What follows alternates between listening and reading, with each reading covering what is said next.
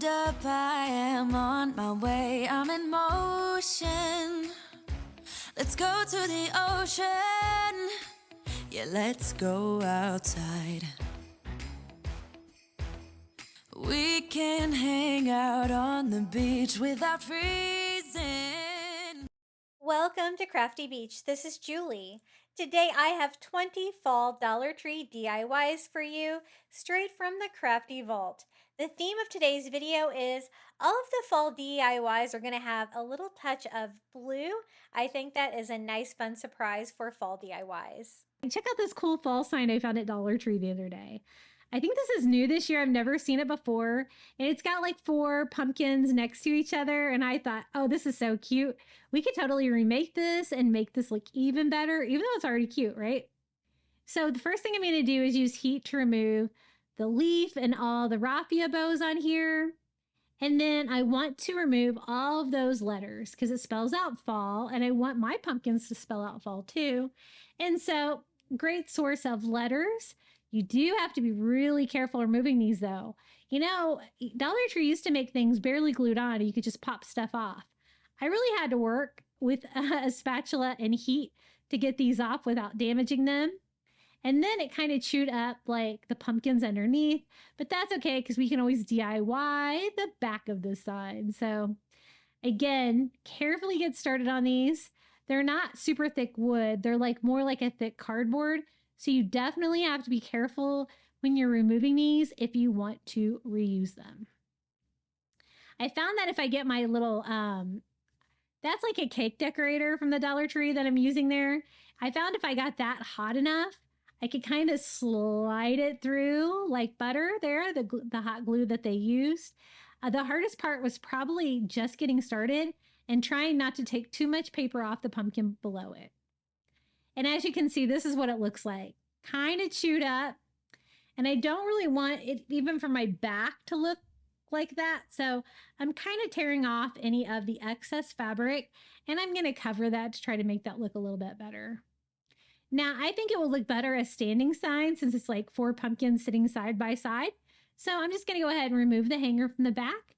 And we're going to use the back for our front anyway. So we kind of have to clean it up. And it's a way better surface to work on than the other side that's all chewed up from the letters. Just a matter of getting all the staples out. It does leave a few holes, but we're going to cover this. So as long as I can get it flat, we can get it pretty good to go. And I think it's a great sign to work with. Now, I told you I didn't like the back being like that. So to cover it, I'm actually just going to use some of this removable wallpaper from the Dollar Tree. Doesn't matter which one.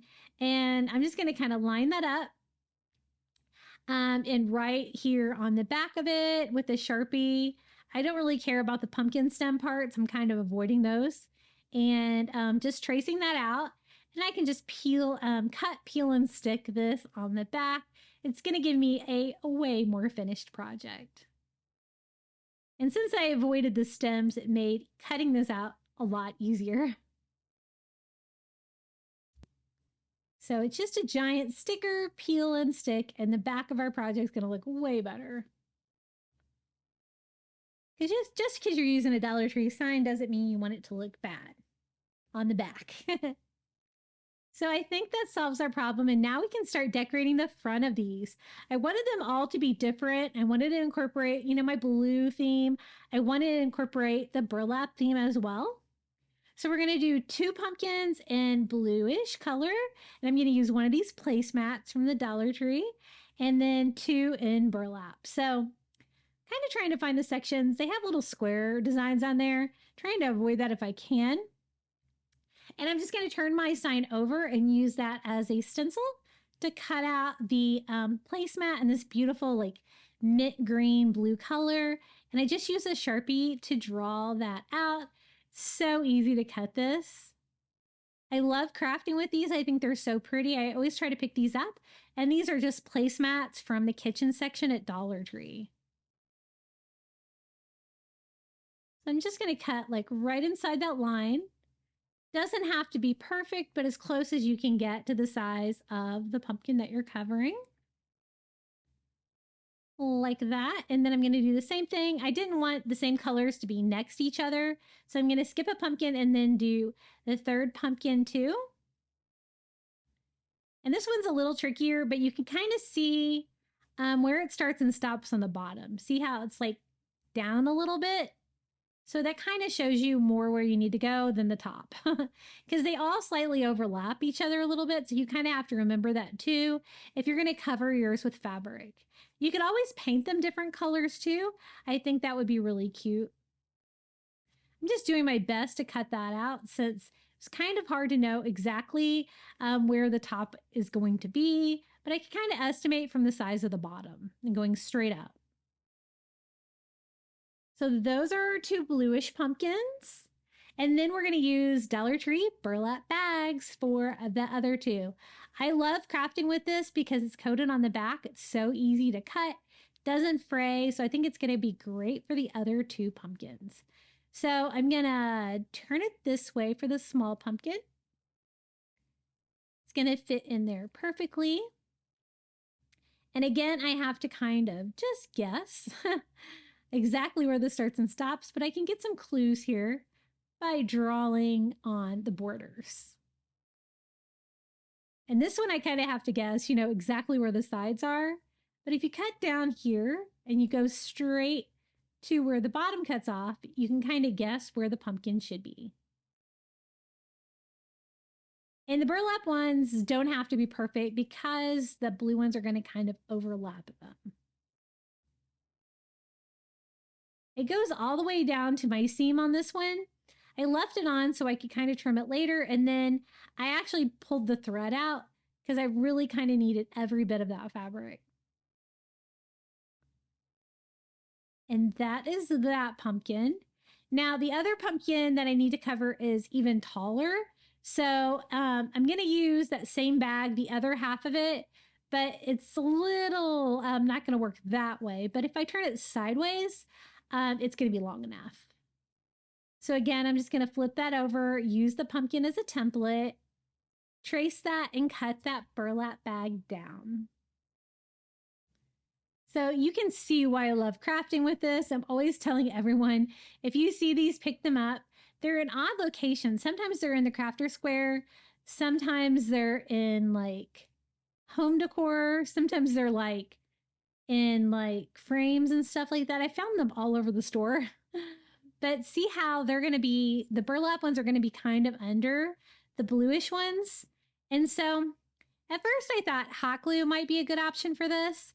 And this was probably the only time that hot glue gun couldn't keep up with my crafting. It's because it couldn't really produce enough hot glue. Because once I did that one, then I tried to do the one next to it and it didn't really have enough hot glue. And then I didn't really like the fact that it was leaving little ridges. So my camera died there.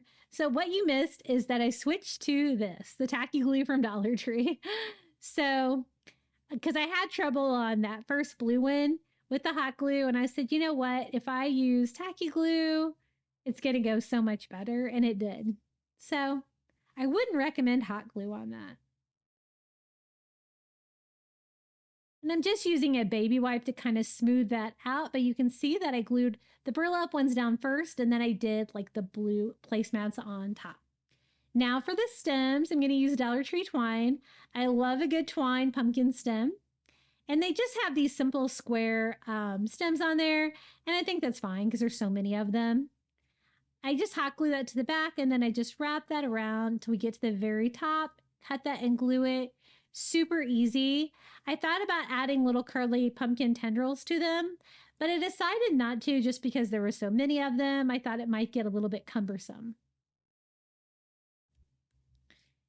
And then I'm going to do the same thing here on the other 3 pumpkin stems. I wanted to take a moment to thank you for watching today's video.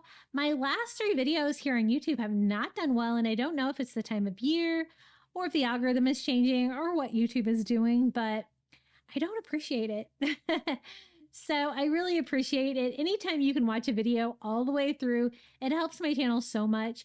Also, if you like my videos, share them, comment on them.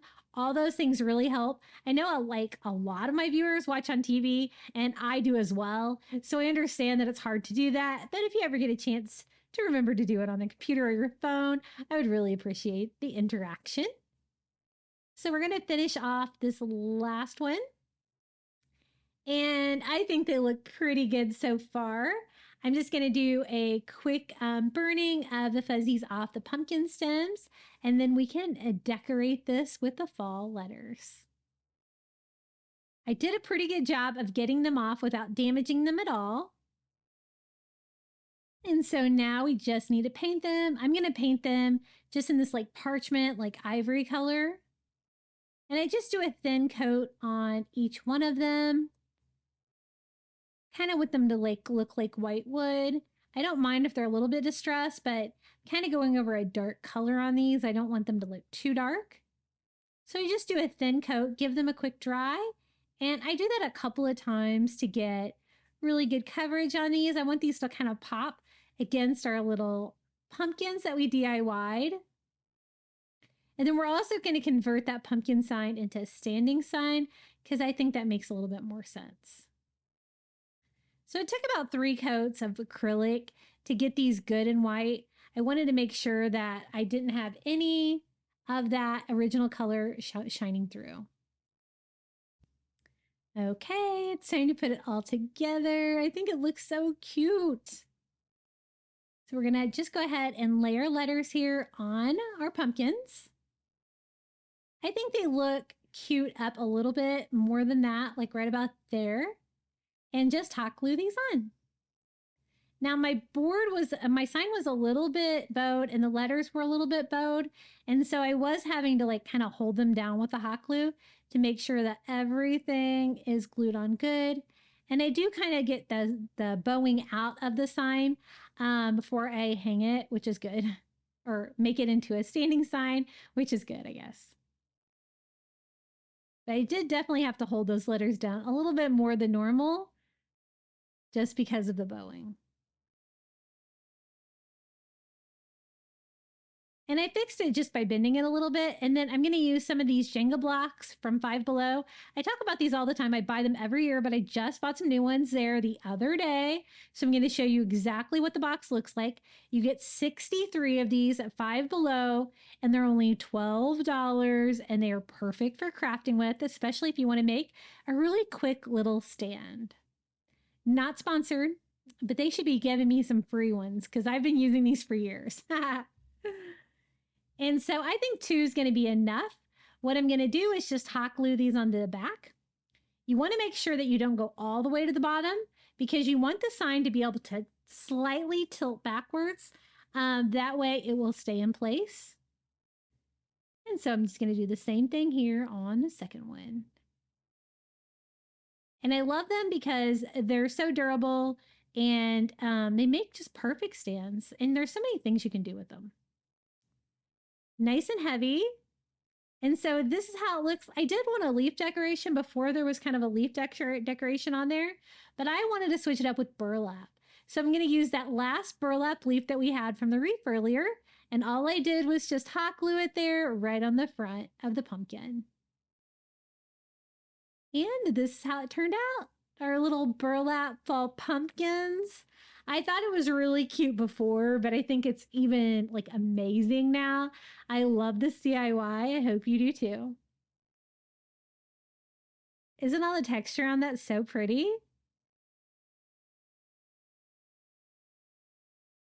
Just like, 3 things from the Dollar Tree.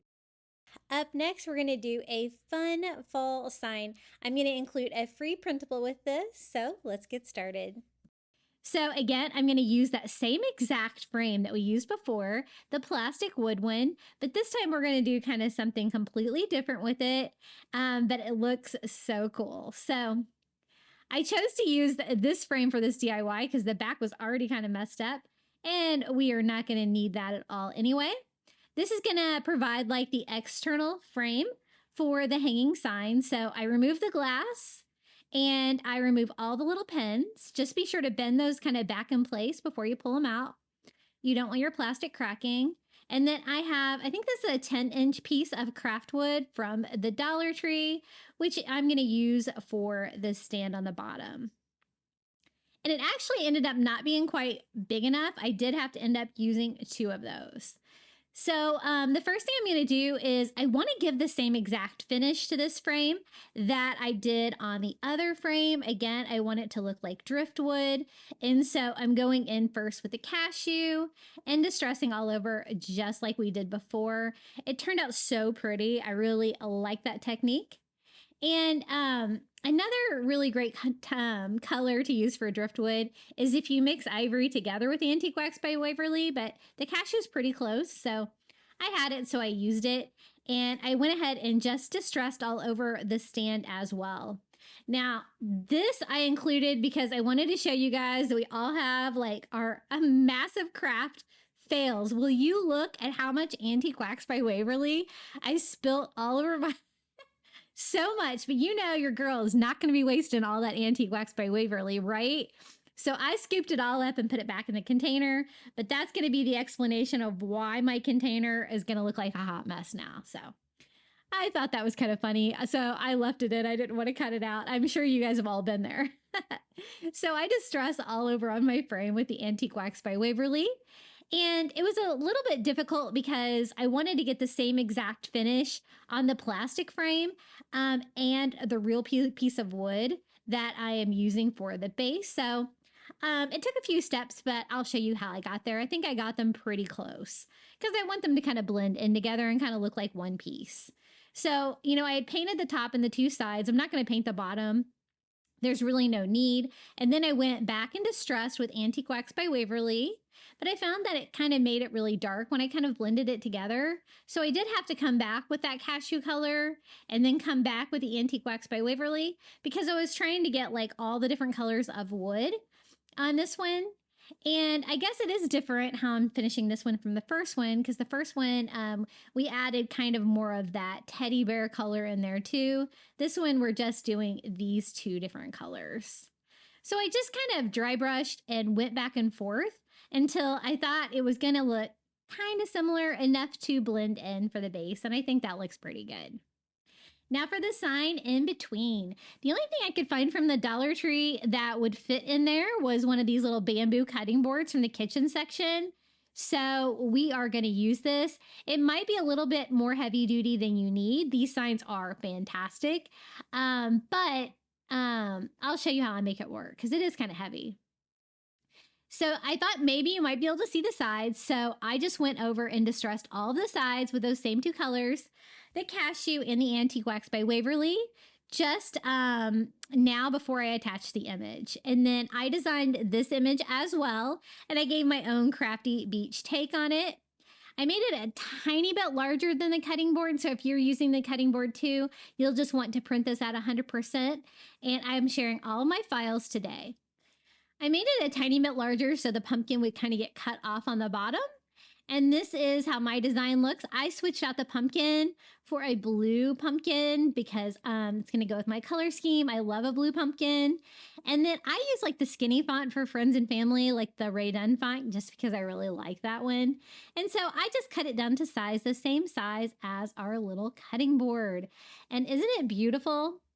I love this image. I did some like fall leaves behind it, kind of peeking out, kind of like they had on their original sign. So I'm just going to Mod Podge this image to it. And again, I used cardstock on this one just because I like to craft with it. I usually get like a whole ream of cardstock at Target. It's pretty inexpensive and it works great for crafting. So I did a nice coat of Mod Podge and then just laid that right on top and smoothed it out. Now, my camera did die here for a minute, so you are going to miss a couple of steps. I was drying it with my dryer, and my camera turned off, so I had no idea. I guess I really need to set a timer for 30 minutes because that's when my camera cuts off, and that's so frustrating because it doesn't make any noise or anything, right? I am Mod Podging it and sealing it. And the step that you are going to miss here is I went in with like an X-Acto blade and a ruler and I cut like little segments to make it look like little separate boards on the sign, and it provided a little bit of texture. And then I did a very light dry brush all over with that ivory paint just to make it look a tiny bit distressed. So those are the two things that you miss seeing me do, but hopefully we're good from here. Now I noticed that when I painted and distressed the sides, I got a little bit of paint on the back, and it's got this nice bamboo back. I don't really feel the need to paint that, so I'm just going to kind of sand off any of my excess paint there on the back.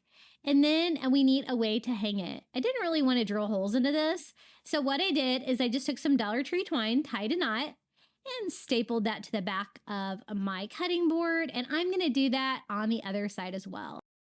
And so it hangs by string. So I think that will work. And now it's a matter of putting this all together. The first step I want to do is I want to tie the sign to hang down inside of the frame. So I just kind of went under the frame and I'm bringing it through, and I'm just going to tie a knot here. It's kind of tricky to do because laying flat like that, you really don't know how low it's going to hang. So before you get too far with this process, you might want to test that out a little bit. I noticed mine looked pretty good here, but then when I tried to like stand it up, it did hang a little low, but I'll also show you what I did to fix that. And I just double knot that to make sure that's secure and kind of leaving it loose on the frame there at first where it can kind of move around a little bit. This is when I tested it and I realized it was a little low. So to fix it, I'm just going to kind of bring the knots up a little bit more on the back and attach that to the back of our frame just to kind of keep that in place. And you can do this step with hot glue. I have my staple gun right here, so I'm just going to kind of staple into the plastic frame. I think that that's going to be pretty good. So that looks way better. And so now all I have to do is attach it to the base. Isn't it beautiful so far?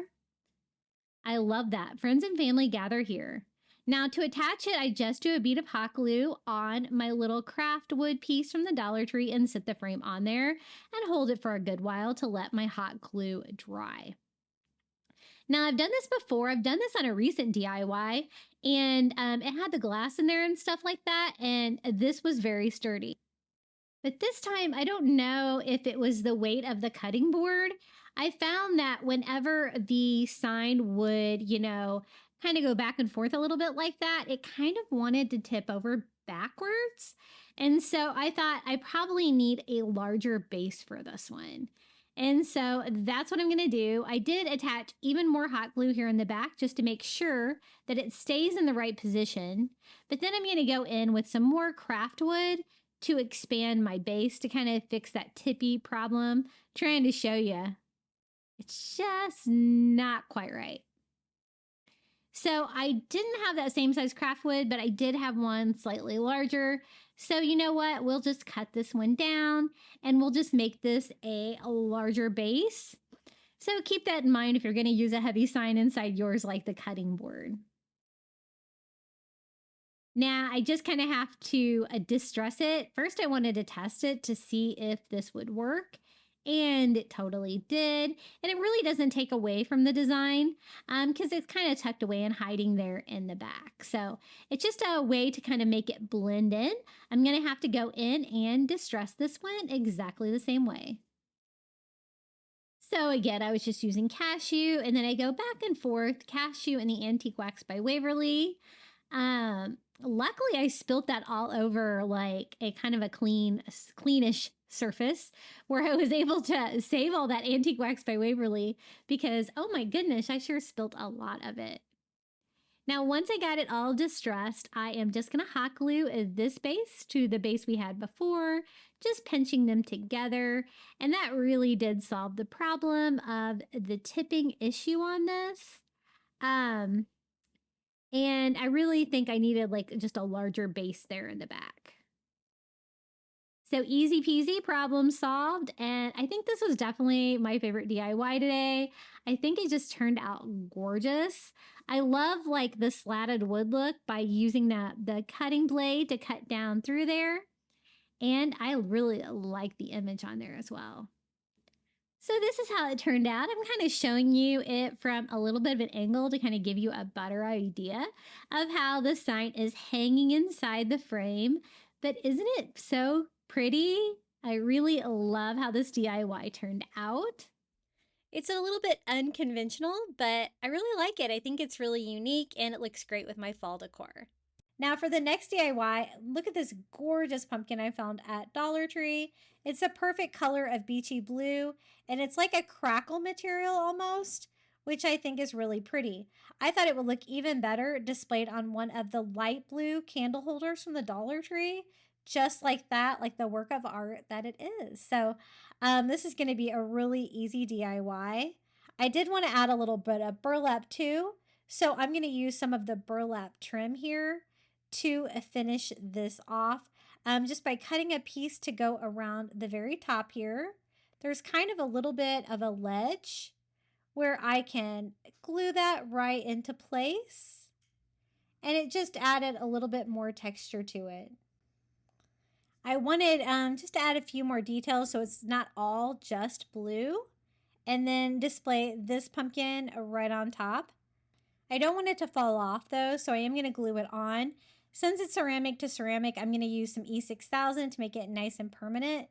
So I'm just going to put some of that here on the base of the pumpkin. I was trying to break up just the blue on blue, even though I love it. That's why I added the burlap trim. I'm also going to add some of burlap, like twine or jute twine, to the pumpkin stem. So I just start here at the base and attach it with hot glue, and I wrap that around. Gave it some more brown, kind of broke up the blue color a little bit, and added some more texture to it. I think it turned out really pretty. A little bit of hot glue to help keep it in place as I wrap it around, and I just go all the way up to the very end. This DIY was so easy to put together, and I think it's so pretty. Dollar Tree really has some really beautiful ceramic pumpkins like this, and this one's perfect for coastal. I'm just going to burn off the fuzzies there on my twine, and this DIY is complete. Let me show you how it turned out. Really cute, kind of displayed like the work of art that it is. If you wanted to add like a seashell or something to that, you could. I was just going with that blue color, and you can see that really pretty crackle in it. I love that. And those candle holders from the Dollar Tree are always great for coastal decor because they come in that beautiful color of beachy blue. So easy and cute. Next DIY, I'm going to take one of these little foam circles from the Dollar Tree. This is like, just kind of like a real simple styrofoam material. And I thought we could make a succulent pumpkin using the little succulents from Dollar Tree. I kind of have a collection. Some were new, some were used a million times, and I'm going to try to pair them together. Now, I wanted it to have a stem on it, but I didn't want it to have like that super long stem on it. And I ended up just taking it apart. So I just glued down my succulent, and then I had to glue mine to put it back together because when I did that, I can kind of pulled it apart, which I was trying not to do. But I love the blue succulents, and I thought if I mix that together with a lot of like the tan color succulents from the Dollar Tree, we could make this work. This time, I was trying to get a little bit smarter on the stem, but they're still a little bit unpredictable. I wanted the wire, but not so much anything else, and I was able to get it put back together. I just put the wire straight in the side of the circle, and in the end, I'm going to want like a pumpkin shape for our little succulent pumpkin. I've never seen anybody make one of these, but I thought it sounded like a fun idea, so I'm trying like to find all different colors. I think all these colors go really well together. But again, the ones that had picks, I did want the wire, but not necessarily the plastic part. So I just pull that apart, little bit of surgery on these. And then I just can put it straight into the foam. But the ones that don't have any stem at all, I'm just attaching with hot glue. Now, styrofoam doesn't necessarily like to be hot glued, but we're going to make it work. This one kind of had a little plastic pick on it. I kind of have a collection. Some came in pots, some came in picks, some have clips. Just trying to make them all kind of work together. And if they don't have anything on there, I just use hot glue to attach it. But I kind of like the wired ones for the side because then I can put the wire down inside. So just popping that one back together and wiring that straight in. And I just want kind of a roundish shape that we can try to make look like a pumpkin. So I think that looks pretty good. Now for a display, I'm going to use one of these little wood circle frames from the Dollar Tree. These are in the Crafter Square and I love these. They're great for making displays. They're super easy. It's got a great shape on there. I just pulled the picture out and the little tabs. And then I am going to paint it ivory here on the base because you're going to be able to see that part. I just wanted something that I could display the pumpkin with it so it wouldn't have to kind of like lay flat on its back like that before we kind of try to make this look like a pumpkin. Now to attach the succulent pumpkin to it, I'm going to have like the wood round frame be on the back. So the first step is I just hot glue that to the back of our circle. And you can see some of the wires went pretty deep in there, but not really out. I didn't really like that being all open like that. So I just grabbed like a scrap piece of burlap that I had laying around, and we can use that to cover the back to clean this up, make it look a little bit nicer. Hot gluing that on. It's also going to kind of help keep everything together, I think. So I just cut out a square, hot glued it down to the frame and to the foam. Then I'm going to go around and just cut out that circular shape so you can't see the burlap from the front. And I think that did a pretty good job of masking the back of it anyway. And then I thought between the succulents, it would be really cute if I did like a little bit of Spanish moss. And so I have some Spanish moss from the Dollar Tree, and I'm just like pulling off little pieces and kind of tucking it in between the succulents. I think this gives it like, they're faux succulents, so I think this makes them look a little bit better and like not quite right on top of each other. Now, one problem I had is it was gonna tip over. The base was just not strong enough to hold up all those succulents. I didn't really take that into account, but to fix it, I'm just using a wood block on the back. That is one of those giant Jenga blocks from Five Below that I use all the time. And that helped to weigh it down, but it could be anything. And then I don't want you to see like the foam sides of the styrofoam either. So I'm just gonna hot glue on Spanish moss all the way around. It's going to give, that same Spanish moss look that we used, inside the pumpkin. So it kind of coordinates, makes it look cool. You could also cover that part with burlap too if you wanted, but I think I kind of like the moss way better. Okay, so now we have like our succulent pumpkin. It's time to work on the pumpkin stem. So we're going to use just the 8-foot natural jute rope from the Dollar Tree, and we're going to make a really simple little rope stem for our pumpkin. So I figure out about how long I want it, and I'm going to go ahead and cut down 3 pieces of that Dollar Tree rope.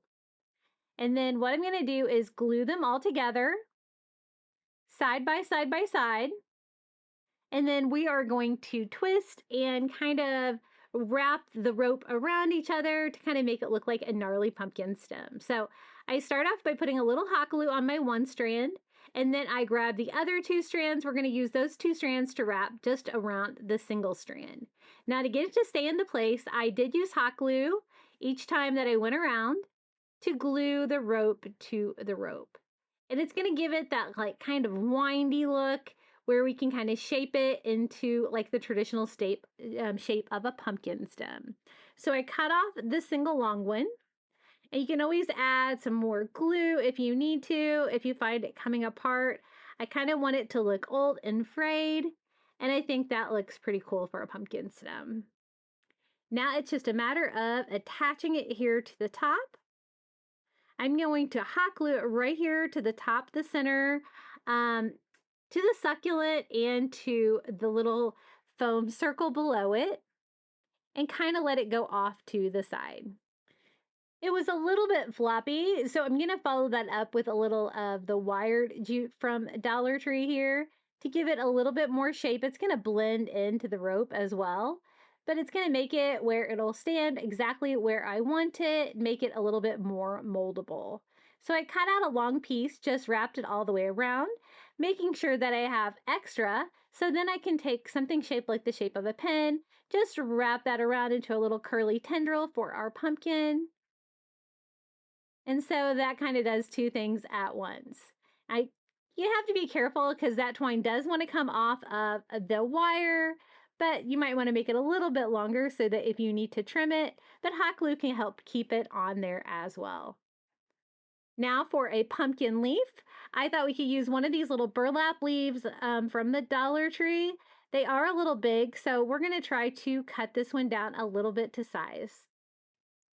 I did leave the wire on there though, so that I would have something to wrap around the pumpkin stem to attach it, and I like the coastal feel of the burlap for sure. I decided that the best way would be just to put the wire straight into the styrofoam, and that worked out great. So this is it, our little succulent pumpkin. Very creative, very colorful. What do you guys think about this fun little creation? I love those Dollar Tree succulents, and whenever I get a chance to craft with them, I do it. And I kind of save them too from project to project if they are reusable. This one I love so much, I am going to leave them all together. I just think it is a very whimsical pumpkin DIY. We're going to take one of the little foam pumpkins from the Dollar Tree and do something really cute. So I always like the white ones. I always try to pick up the white ones because especially if you're going to cover it with like burlap or something with holes in it, you're going to be able to see that through. So the first thing I do is just take the little stem off the foam pumpkin and pop a hole in the top.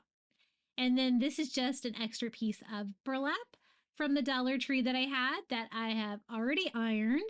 And I am going to go ahead and just do one corner using my scissors to kind of pull that down inside the pumpkin. I always like to try to cut off the excess material, but I went all the way across, grabbed the corner, and I'm going to press that in there too. And then these two side pieces are a little bit trickier because you want to kind of try to get them as tight as you can before you do the last piece here. Again, I'm going to trim off the excess fabric and just trying to pull that as tight up against the pumpkin as I can so I don't have any like a lot of excess fabric like sticking out, kind of messing with the shape of the pumpkin. I'm going to do the same thing over here. I kind of tuck the side pieces first, gather it all together, trim off any excess material, kind of gather it as tight as I can, and then just shove all that fabric down inside of the pumpkin. And I had a really fun idea what to do with this little burlap pumpkin today. I thought it'd be really fun to decorate it with mushrooms. I love decorating with mushrooms, especially for fall.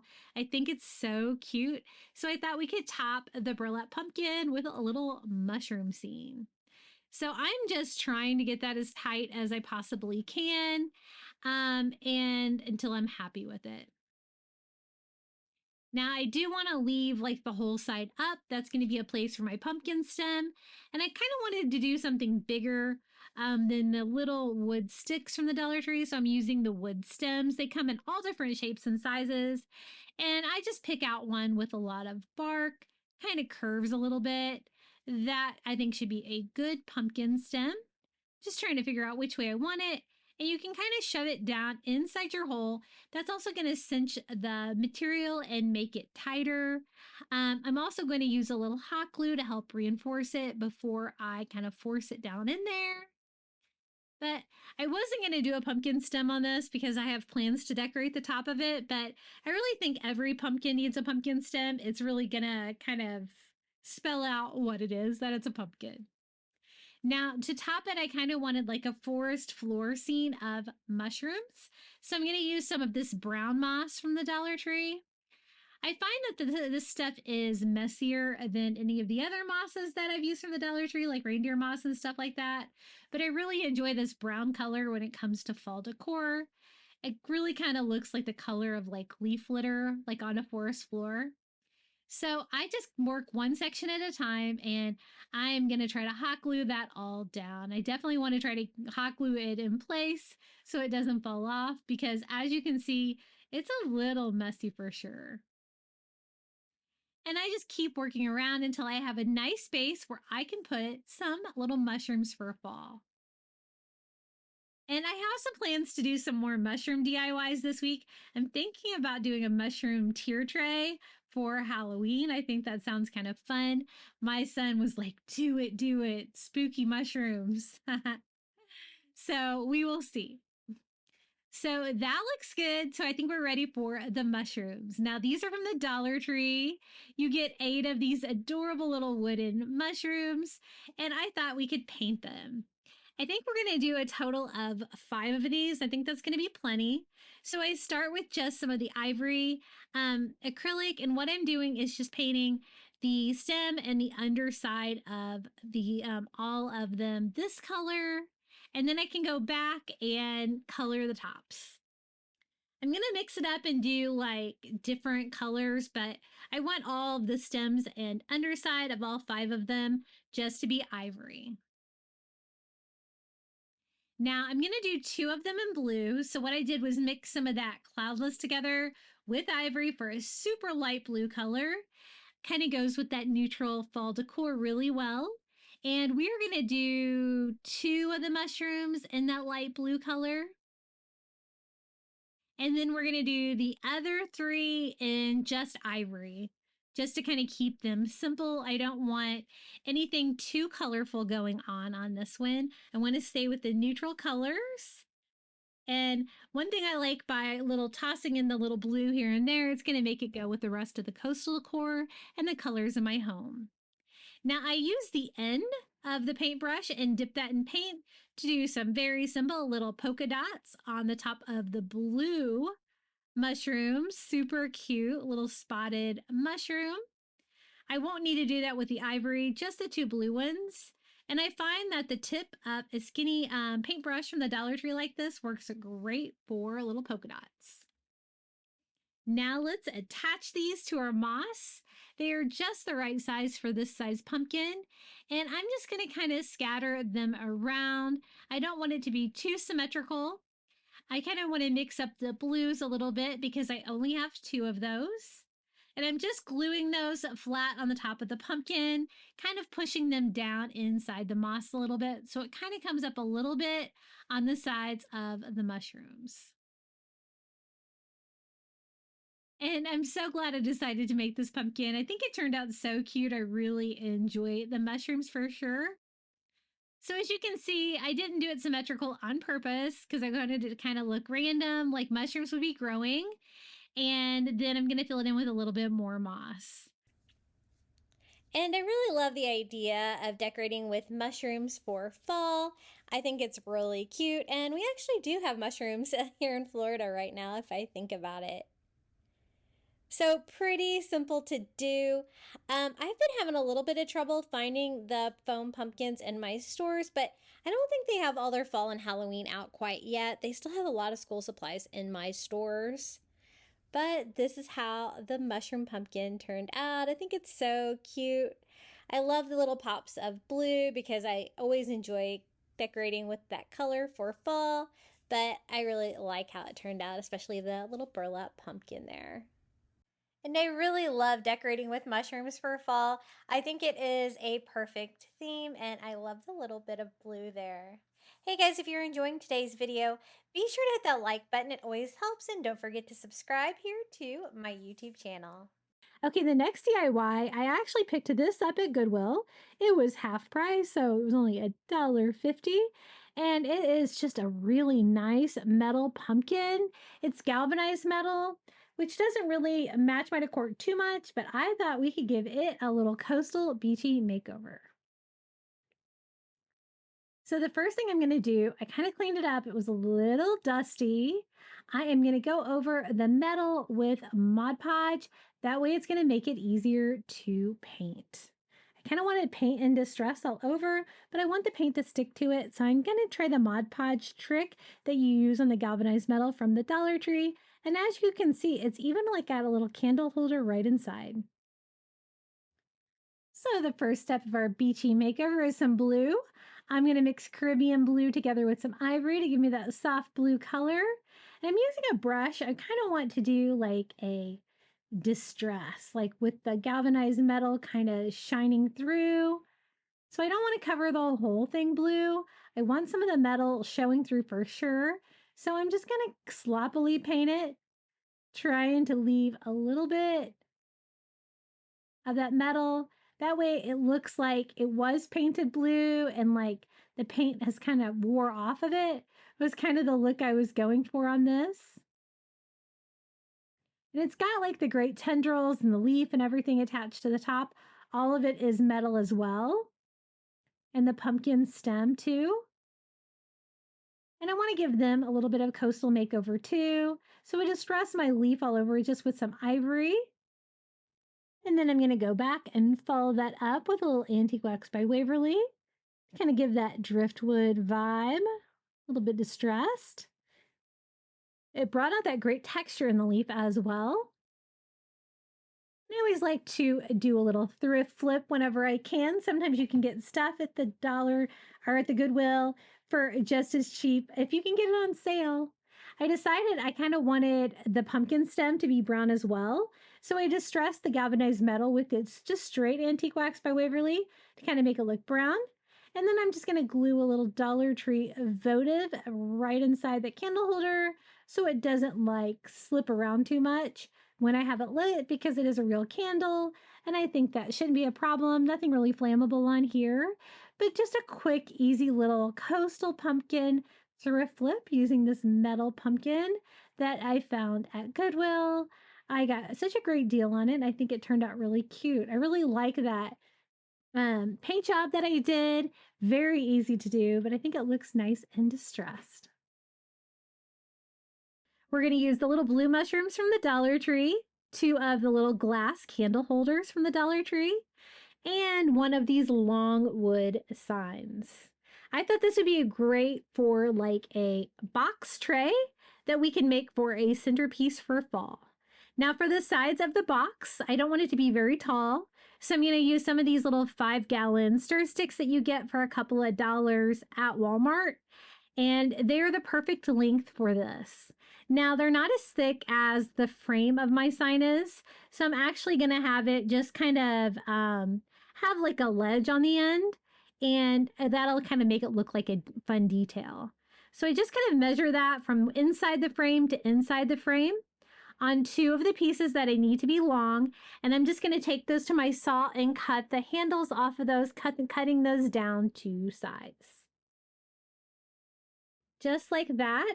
And then the side pieces, I'm gonna like kind of go all the way from one end to the other. So I need to kind of measure how long that needs to be. And I'm gonna do the left and the right separately to make sure that I get them the right length. And that is my 3rd paint stick out of that package from Walmart. I really wish they would sell paint sticks like this at Dollar Tree. That would be really cool. Right about now, I need a 3rd hand to measure that, but we persevered. And I want to just make a long tray. This is going to be great for a tabletop, for a centerpiece, because you're not going to have a tall centerpiece. It's going to interfere with seeing people across the table. It's going to have candles, super cute, and a fun fall theme, something a little bit unexpected. Now to attach the walls of the box, I just do a bead of hot glue right there on the inside of the frame. And this is what I mean about kind of making a ledge. I pull it all the way up to the inside of the frame, and it provides like just a little lip. I go ahead and glue that in place. See the little lip? I thought that would give it a fun little detail. And then I'm going to do the same thing here on the other side. And then the 2 end pieces will come on the end and kind of hold everything together. So gluing this one in place, trying to keep it as square as I can. And then we're ready to attach our side pieces. This is a little trickier because you also have to glue the sides too to kind of, make your corners. So I'm going to work quickly to put a little bit of glue on the inside of both sides to glue that to the 2 longer pieces on the sides of the box. And I'm not going to do like any handles or anything on the side of this. I think it looks kind of cute as is, but you could totally add some handles to yours if you want. But I love making things out of these long wood signs from the Dollar Tree. They are just the perfect size. So we're going to glue this side on, trying to keep it square, adding a little hot glue to the middle if I need to, because that won't be visible in the final product.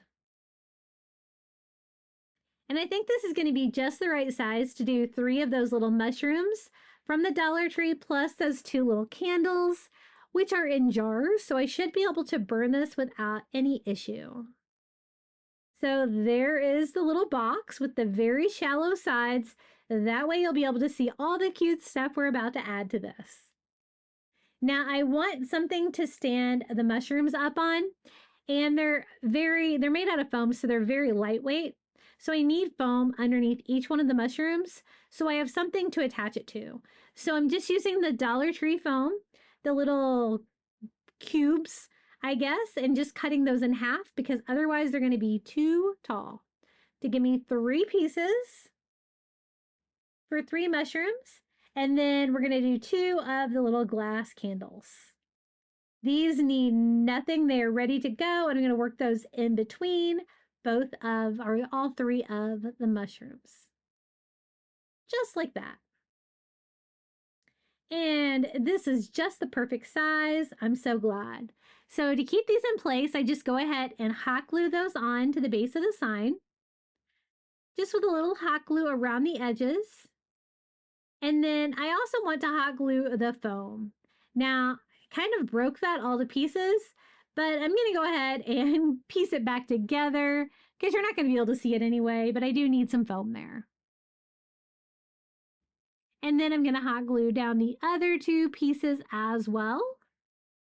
And my plan is to kind of stab the little mushrooms down into the foam, kind of like with a stake. And to do that, I'm going to use some toothpicks. But first, I'm going to cover it all with moss. Again, I'm using that brown moss from Dollar Tree. I really like this. I want this to look like the forest floor. Is really what I'm going with. So I'm just going to spread out a thin layer of this all over the tray, trying to cover up any of the foam or anything that you might see. Trying not to get all of it inside the candles if I can. And if I do, I can always blow it out. These are the mushrooms we're going to use. They're already blue with little white spots, so they're perfect. They have these in all different colors this year. Brown and yellows, blue, so cute. And then I grabbed 3 toothpicks from my kitchen, and I'm just going to simply poke those into the little foam mushrooms and then stab that down into the floral foam, keeping that in place so it won't be falling over because, again, they're very lightweight. And we're just going to have 3 mushrooms and 2 candles. And then we can kind of decorate the rest of the box with the items that you would find like on a forest floor. So I thought a little greenery would be good. So I'm going to use lamb's ear, and I'm going to separate it to look like little fallen leaves. And I think these are the perfect size, and it's going to go with the lamb's ear that we've been using a lot on these neutral fall DIYs. So I'm just going to kind of scatter those around, really no rhyme or reason. I want it to look good on both sides. And I'm also going to be adding acorns from the Dollar Tree. So I think they have 2 different sizes of these. These are kind of the smaller ones that they have, but you can use whatever you have. And I'm just going to put a little bit more lamb's ear, scatter out acorns, not too many, but you know, 1 here and 1 there. So that's what we have so far. And then I wanted to add some burlap to it because we haven't added any burlap to this one. So I decided to do that with some of the little burlap ribbon. This is the one with like the ivory like circles. I have a partial roll, and I'm going to need all of that and probably some of a new one since this is kind of a large box. I like the natural wood on the side of the sign and the paint stir sticks. So I'm just going to hot glue this right in the middle of it just for a little burlap detail, but I don't really want to cover up all the wood on the side because I think it looks cool. So I just hot glue that with just a strip of hot glue, gluing that tight, and that's about how far I can get with that partial. but I'll have enough to do the other skinny side with that one too. So we're just going to glue that one in place too. And this just kind of frames it off, the box off, and gives it just a little bit more detail. I'm going to have to open up another row here to do this side. And I found it was a little better to work like half at a time because you don't want your hot glue setting up on you. So I think it looks really cute. I was just kind of thinking maybe a few more details on our forest floor. I try to stand my leaves up a little bit so you can see them a little bit more from the sides to give it a little bit more depth. And then I thought like maybe a little bit more lamb's ear and then maybe some like berries or something like that that might have fallen on the forest floor. So I have some of these little ivory greenery from these like fall berry pick. And I'm just going to go ahead and just pull off some of the individual berries and just kind of scatter them about. It's going to give a little bit of ivory to the project and another little detail. I don't want to go too crazy with the forest floor, but we have leaves, we have acorns, we have berries, and we have mushrooms. And I think they all work really well together. I'm going to save those berries because we're going to use that for another DIY today. But this is how it turned out. Our little centerpiece candle holder. I love those mushrooms. I'm always trying to find a way to craft with them because I think they're so cute. And the blue ones, of course, are my favorite. But I think the paint stir sticks worked great for the sides of that tray. It made it nice and shallow so you can see all the cute things in it. And this is how it looks lit up. For the next DIY, I wanted to make like a chunky truck stand display with some of these Dollar Tree trucks. And so I'm going to use two of the signs put together to make it chunkier. Now, they do kind of have the bumpers and this part of the truck here and like the little hubcaps that bump out. And instead of trying to remove them, I'm going to kind of use those just to attach the hot glue to put the two together. Made it nice and chunky. The only issue with that, without taking those parts off first, is that you kind of have that void in between the two signs. But I'll show you what I do to go in and fill it. Now, this was a hanging sign before, so I'm going to use a little spackle just to kind of fill up the holes in it from the hanger. Because we're going to have this be on that craft wood that you see there as a kind of like display piece. And I'm going to give my own little Crafty Beach spin on this as well. Now, as you can see, I try to use the spackle to fill in the gap in between. And I've had luck with that before, but I found that the gap was a little too large. It was really going to take a lot of time and a lot of spackle. So I decided to try the masking tape technique. And my only advice on this is cut down like thinner pieces of masking tape before you get started, because I do switch over to that while I'm going all the way around the truck. And it was way easier when it was already a little bit skinnier. What I'm doing is just kind of lining it up, filling that void, and then cutting off the excess tape. Now, cutting off the excess tape was kind of the hard part there, but it does fill in the void. I wanted to make sure went flush with the front so it didn't really overlap at all in the front. So that's where I'm kind of lining it up and then going back and removing the excess tape on the back. Now, it's going to be like a display standing sign, so I don't really want tape on the back either. So I did have to kind of clean it up the best that I could, but that's one reason why if you cut your strips of masking tape skinnier, it's going to be in your advantage. But I didn't figure that out until I was almost all the way done here. I was trying to make it work. Going around the pumpkins and stuff, a little bit tricky.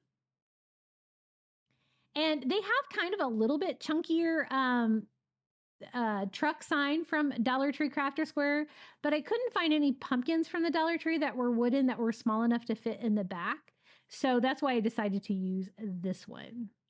It's not that much chunkier though. It's a little bit. This is after I got smart and started cutting down strips of the masking tape that were skinnier. and they would fit way nicer, and see how much easier that is. And I'm just going all the way around to the bottom of the truck because I really want all of the gaps cleaned up. Now there are still kind of gaps in between like the car windows or the truck windows, but I don't think it's that big of a deal. I did use my sanding block to try to remove any of the excess tape on the back that I didn't really get cleaned up, just to give it a cleaner appearance. And I do plan to paint the back of it as well. Since it's going to be on display, I really kind of want it to look like a finished piece. I thought this DIY was going to be super easy to do, but it ended up being a little bit time consuming. Lots of steps like painting. So we're going to start with blue. I want my truck to be blue, mainly because all of my cabinets in my house are kind of like ivory, but you guys know this is my signature color, Cloudless by Apple Barrel from Walmart. So I'm just painting everything. So I painted the back, I'm painting the front. I'm even going to paint the pumpkins. I'm just going to go over everything with the Cloudless color first. And then I can go back and paint the sections as needed. But I love a little blue truck. I've done lots of DIYs with little blue trucks. So this one is another cute one. Now for the little wooden rack here on the bed of the truck, I am staining that with Antique Wax by Waverly, just using a tiny brush. I get those little brushes from the Dollar Tree as well. And so I don't get too much off the beaten path. It was kind of hard not to get it like on that little section right here, but no big deal. I can kind of go back and paint that with my favorite color of blue. I'm glad you noticed. And touch that up a little bit. And then I'm going to use the Antique Wax by Waverly to also do my tires. I kind of went back and forth on that one, but I didn't really want black. And then there's also a little section here that kind of needs to be stained too underneath the pumpkins because it's kind of a straight line. It's not quite put together like perfectly. Like these tires here don't go all the way up because they would only go to about here. So I'm just going to sketch that out first with my white paint pen. And I want to do kind of like a ivory hubcap with like a Antique Wax by Waverly like stained tire. So, and I already have like the stained wood on there. So what I'm doing is just painting the tire and the hubcap ivory. And then I can go back and use the Antique Wax by Waverly on the ivory tires. But I just kind of wanted to kind of block out there where exactly I thought they would be. And then I'm also going to want to paint like the bottom too, because it's kind of, you know, a big chunky truck now. And that's when I go back in with my tiny brush, Antique Wax by Waverly, and just go around my little hubcaps, trying not to get any on there. And it does give you the darker color like a tire would be, but I don't think it takes away too much by adding like that black that I really didn't want.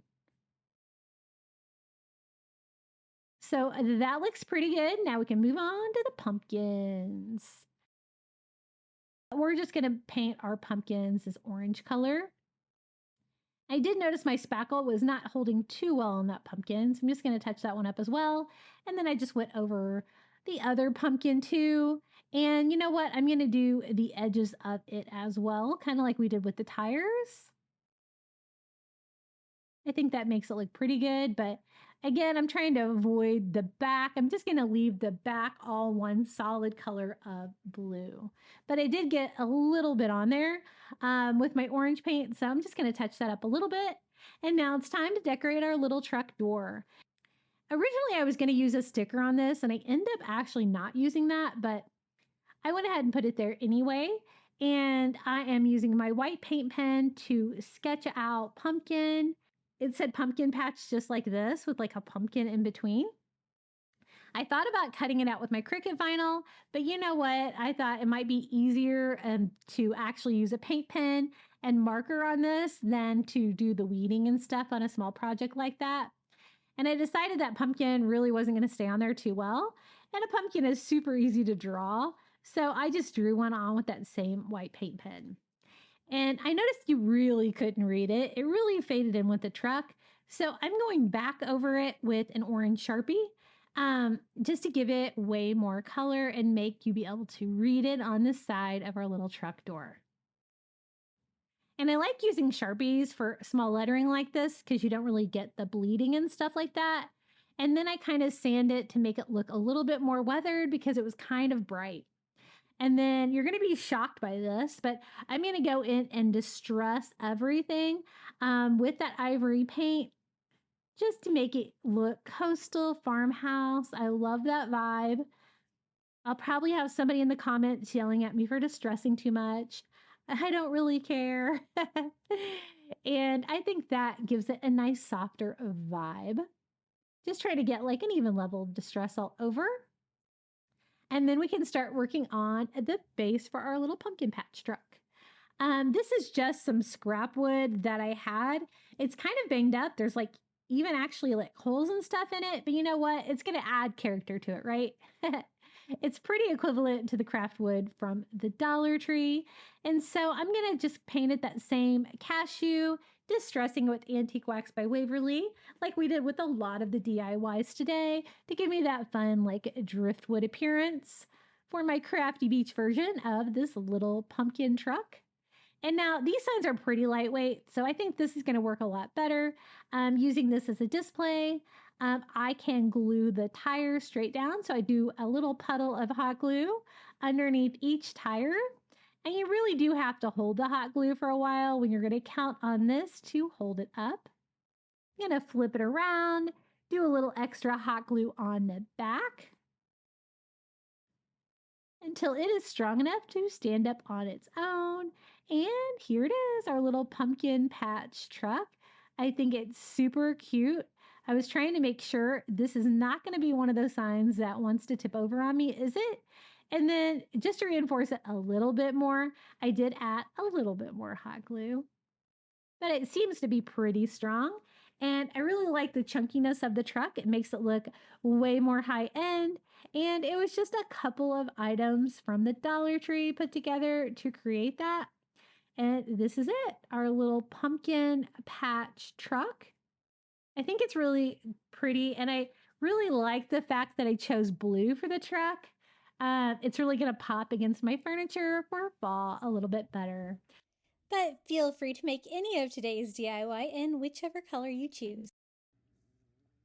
For the next DIY, I wanted to try one of these gather signs. These are the gather wood signs from the Dollar Tree. I thought we could make something fun with it. And I just needed a sign that was about the right size to display it. I found this one at Goodwill for like half price, so it was little to nothing, but it was the perfect size for this. You could use any of the Dollar Tree like wood blank signs that they have that's a rectangle as well. You might be able to get that to fit as well. This one is kind of unique that it has like a sign here in the back. It also has like a little bump out part on the front. So I thought I would take advantage of that, kind of make them a little bit different. And then we can DIY that gather word, which is great for fall. It's great to go into Thanksgiving. And I'm just using this light blue. I believe this is Cloudless. A very light beachy blue. And I'm just doing the back of my little thrifted sign in that color. And then what I want to do is cover like the Happy Easter part of it with some burlap to give me a fun coastal background to DIY the gather word. And the little touch of blue I think makes it really coastal. Now I don't want you to be able to see the Happy Easter stuff that was going on. If you find off-season signs like this at Goodwill, you can often get a really good deal on them. So I'm just going over it with ivory. You could use white as well. I'm just trying to give kind of a blank canvas to go behind it.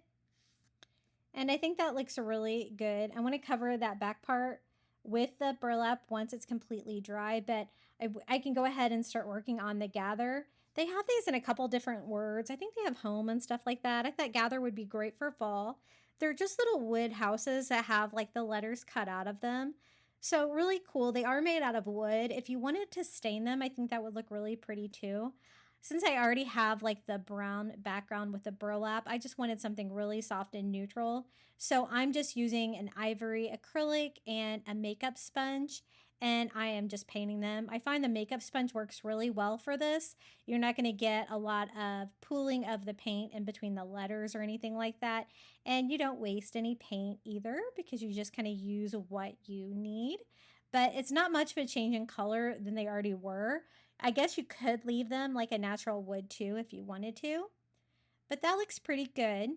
Now the Dollar Tree burlap, I love it, but it does come in a roll like this. It can be a little bit tricky to work with if you're covering something with a flat surface like this and you don't want those wrinkles in it. So the first thing I'm going to do is just give mine a quick iron. Sometimes I even use some of the Dollar Tree spray starch. I find that that helps keep it stiff and flat, which is exactly what I'm going for with this. So just using my Cricut Easy Press to give this an iron so that I'll be able to use this piece of burlap without any of the seams. Now I just need to kind of cut out a piece of the burlap that's going to be the right length. And you just kind of pull a strand and then you can get a perfect little lane to cut out your burlap. I decided to use this part of the burlap because even with the ironing, this was probably the flattest part, but pulling the string method on that works so well. I used it for all four corners and I'm just measuring because I had measured my sign so I know exactly how big of a piece of burlap to prepare for it. And I want this to be just the background. I want the blue to kind of peek out from the sides like that. So I'm just going to go ahead and attach that, just making sure that I had it even. I did notice I needed to shorten it just a little bit. And so I just pulled another thread, trimmed it up, and now we can go ahead and attach this. I love the burlap background. I think it's going to look really coastal and fun behind those gather houses. And I just do a coat of Mod Podge. I get those little bottles of Mod Podge at the Dollar Tree too. They have all different kinds. They even have the dishwasher safe one there now, which I was pleased to find because you can make stuff waterproof. Now for the sign itself, I just need to replace what was already on there. So I just use some twine, pull it through from the back and knot it together. And then I can go ahead and attach my little gather houses to the front of it. I am going to just center them on there. It is almost a perfect fit. That's why I chose this sign. And I like the fact that all the little houses are different sizes. I'm just going to use some hot glue and glue those down to the burlap to finish the sign. I've been curious to try these little house signs like this from the Dollar Tree. And this is just a fun way that you could use them. I'm trying to think of other uses. Maybe you could use them on like a wreath or something like that too, where you could kind of have them arched a little bit. That would be cute too. That looks pretty good. Now I wanted to decorate them a little further. I thought it looked a little bit plain. And so to do that, I'm going to use some of the fall ribbons and the pumpkins. They have these like orange, they have like blue and white ones, which are perfect for this color scheme. So I'm just cutting out a pumpkin for each house to decorate it with. And all you have to do is peel and stick these and then rub them on. I love using these. I find that popsicle sticks work really well for these. Sometimes you could even just kind of get in there with your fingernail and scrape those on. Just make sure they're all down before you pull it off like that. Because otherwise you're going to have to go in and repair it. I had another pumpkin the same size, so I repaired mine. So always kind of peel it off, check. If it's good, then you can peel it off all the way. Otherwise, just lay it back down and you can just scrape it all on. But a really easy way to personalize these a little bit better. Now, I did have a little bit of dead space on some of these houses still, especially some of the taller ones. And so I also went in with some of the leaves that were on here to fill that in a little bit more. And again, just scrape and peel the stickers off. Now, I like it. I want to rough it up a little bit just to kind of make it look like it's more piece of the house. And so I do that with a little sandpaper and a little light distressing, kind of giving it that coastal farmhouse vibe. Just a little bit of ivory and a dry brush. Now I like it. I think it's really cute at this point, and you could leave it like that, but I had all that area up above the houses that I thought I could probably add another detail to. And I found these really cute burlap flowers and leaves from the Dollar Tree. And I thought they would be a fun addition. I mean, you can always use flowers for fall too. And so just kind of picking out which ones would look good to fill in this area. And I'm just going to attach those to the top of our sign. I kind of like the white burlap, the contrast against the brown burlap. I thought that would be cute. And then having some like leaves blowing in the air like that. I'm going to attach this one with some hot glue. And the other ones I thought it would be better to attach them with some Mod Podge so you can't see the hot glue through them because they're just one layer of burlap. And that Ryobi hot glue gun that you see me using there, I tried 2 of those to replace my like larger one. And I had to send them both back because they were very defective. So I don't really recommend those. I do recommend the big one that I normally use though. This is how it turned out. My little fall gather sign, it's got just a few coastal touches with a little bit of blue and burlap and some fun colors. And of course it spells gather, which is a great saying, I think, for fall. I really love the pop of blue behind it.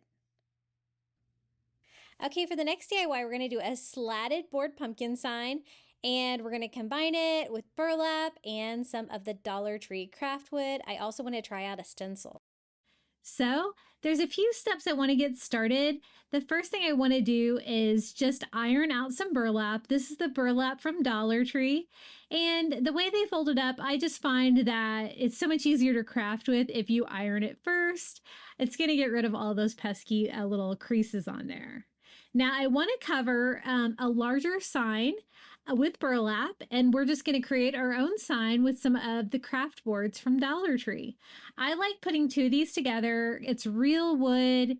It doesn't bow. Nice. You can see how thick that is, and they're pretty square. So I'm just going to do a bead of hot glue on one and butt it up against another one, pushing those together, and you have a custom-made sign. It's a really great size to craft with because it's pretty much a square.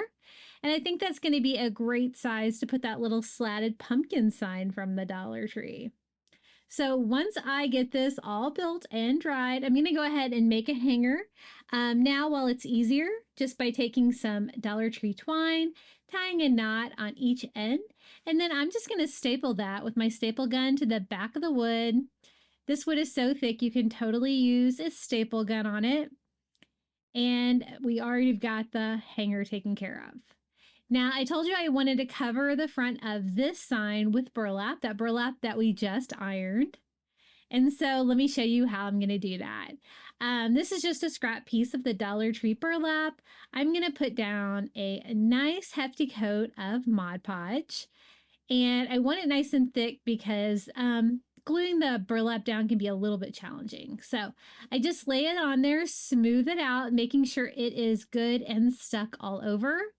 And then I thought, to make it easier to cut with no fraying, I probably should up the Mod Podge at least around the edges. And so that is what I do to make sure that area, when I cut it, it's not going to fray and it's going to give me a nice clean cut. And that worked out really well. Now for the pumpkin, I wanted to do something that would contrast against the burlap and be neutral. And so I decided to make it ivory. And so this is the antique parchment acrylic paint by Apple Barrel. And I am just going to do one coat all over the front of this pumpkin. And then we're going to be using some of the Dollar Tree fall stencils to stencil a design on. So I thought this one would be perfect. It says Hello Pumpkin. You get 2 of them in a package for $1.25. So there's also one on there for Thanksgiving. And I'm really loving all the stencils they have for fall. I love these plastic ones more than the stickers, I think. Now, I kind of wanted to do like a neutral brown color, and I'm going to get that with mixing some antique wax by Waverly with that antique parchment, just to give me this nice neutral brown color. And then I am just laying that against my sign. I'm not taping it down or anything, and I just go over all of the words with one of those little stencil daubers from the Dollar Tree. And I'm just going to do like one good coat on that. I thought we could do the pumpkin in a different color just to give it a little bit of variety. And I also kind of colored in the slat behind if that was going to be part of a letter to make sure that that stays continuous.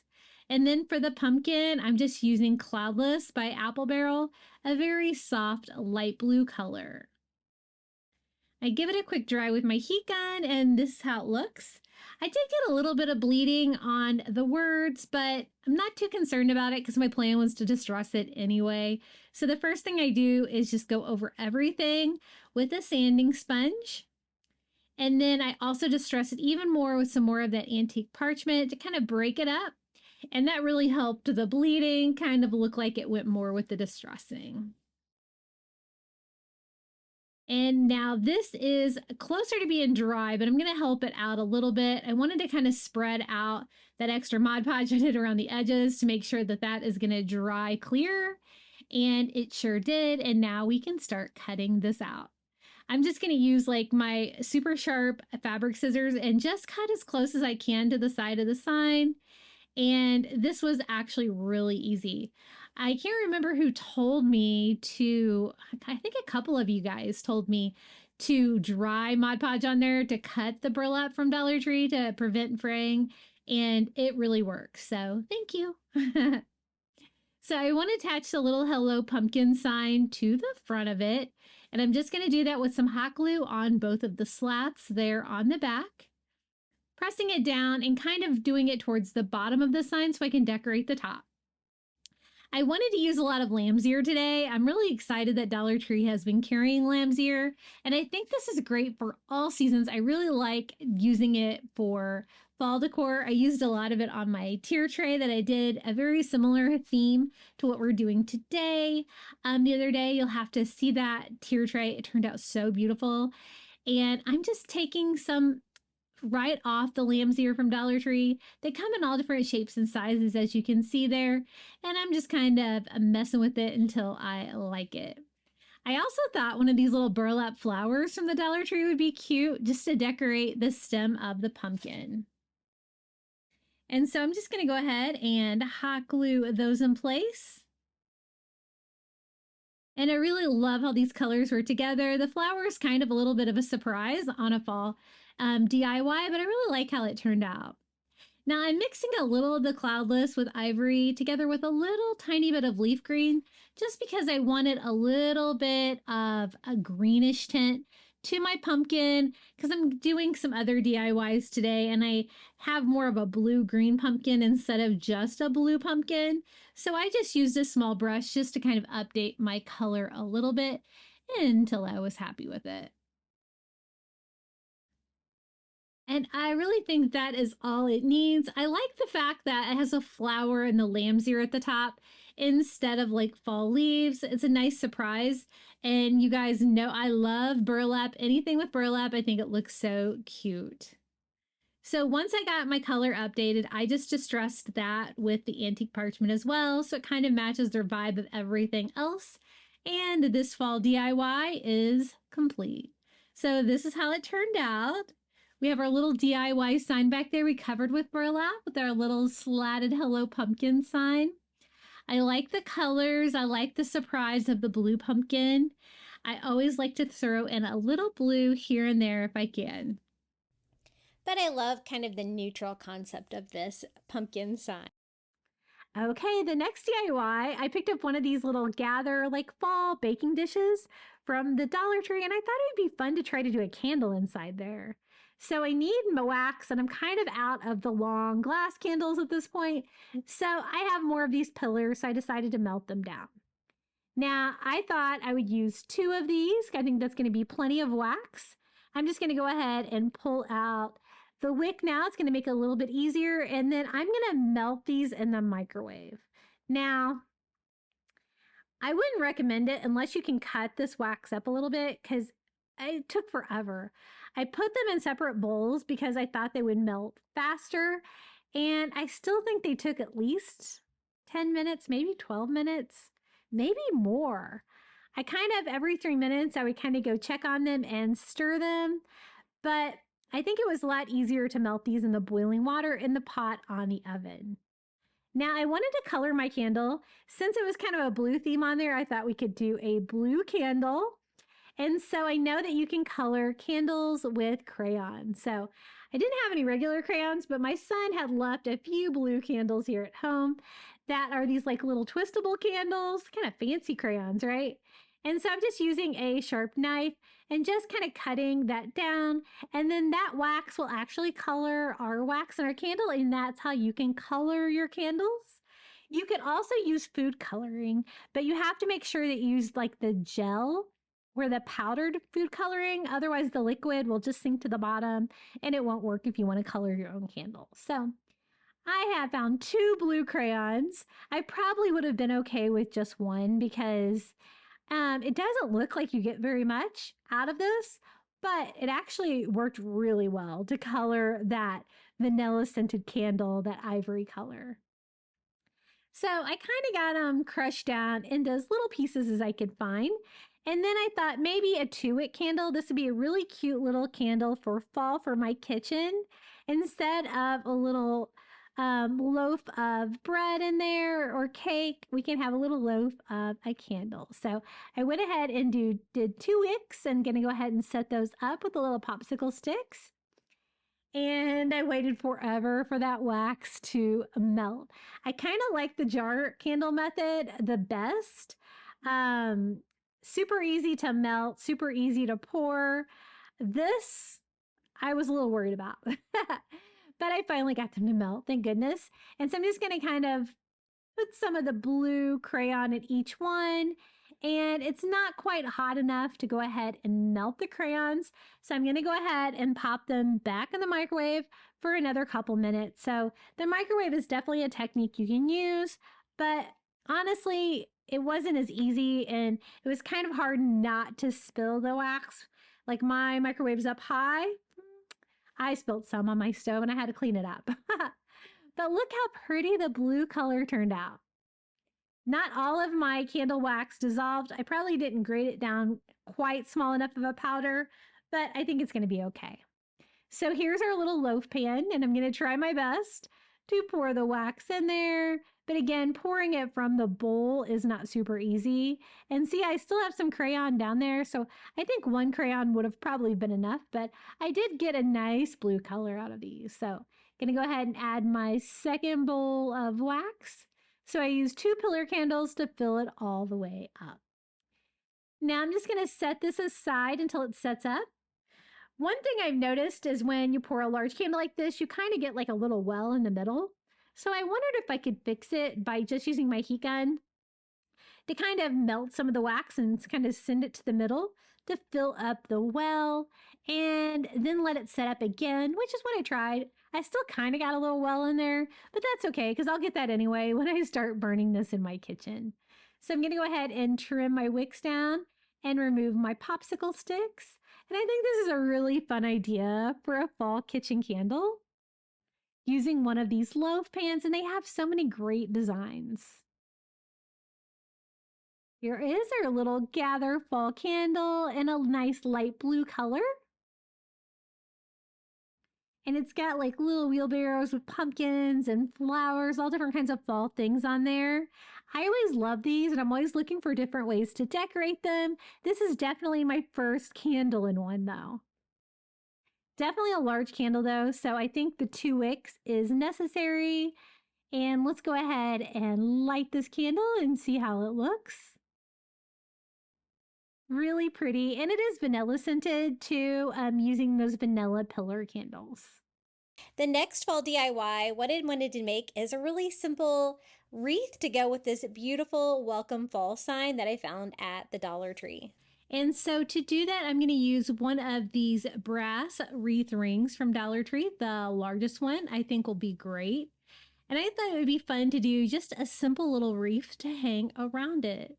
See how it fits in there pretty well. There's still lots of room to decorate the wreath area. And it's going to kind of make it, you know, I don't know if it's, you could hang it at your front door. I think I'm going to hang mine in my entryway.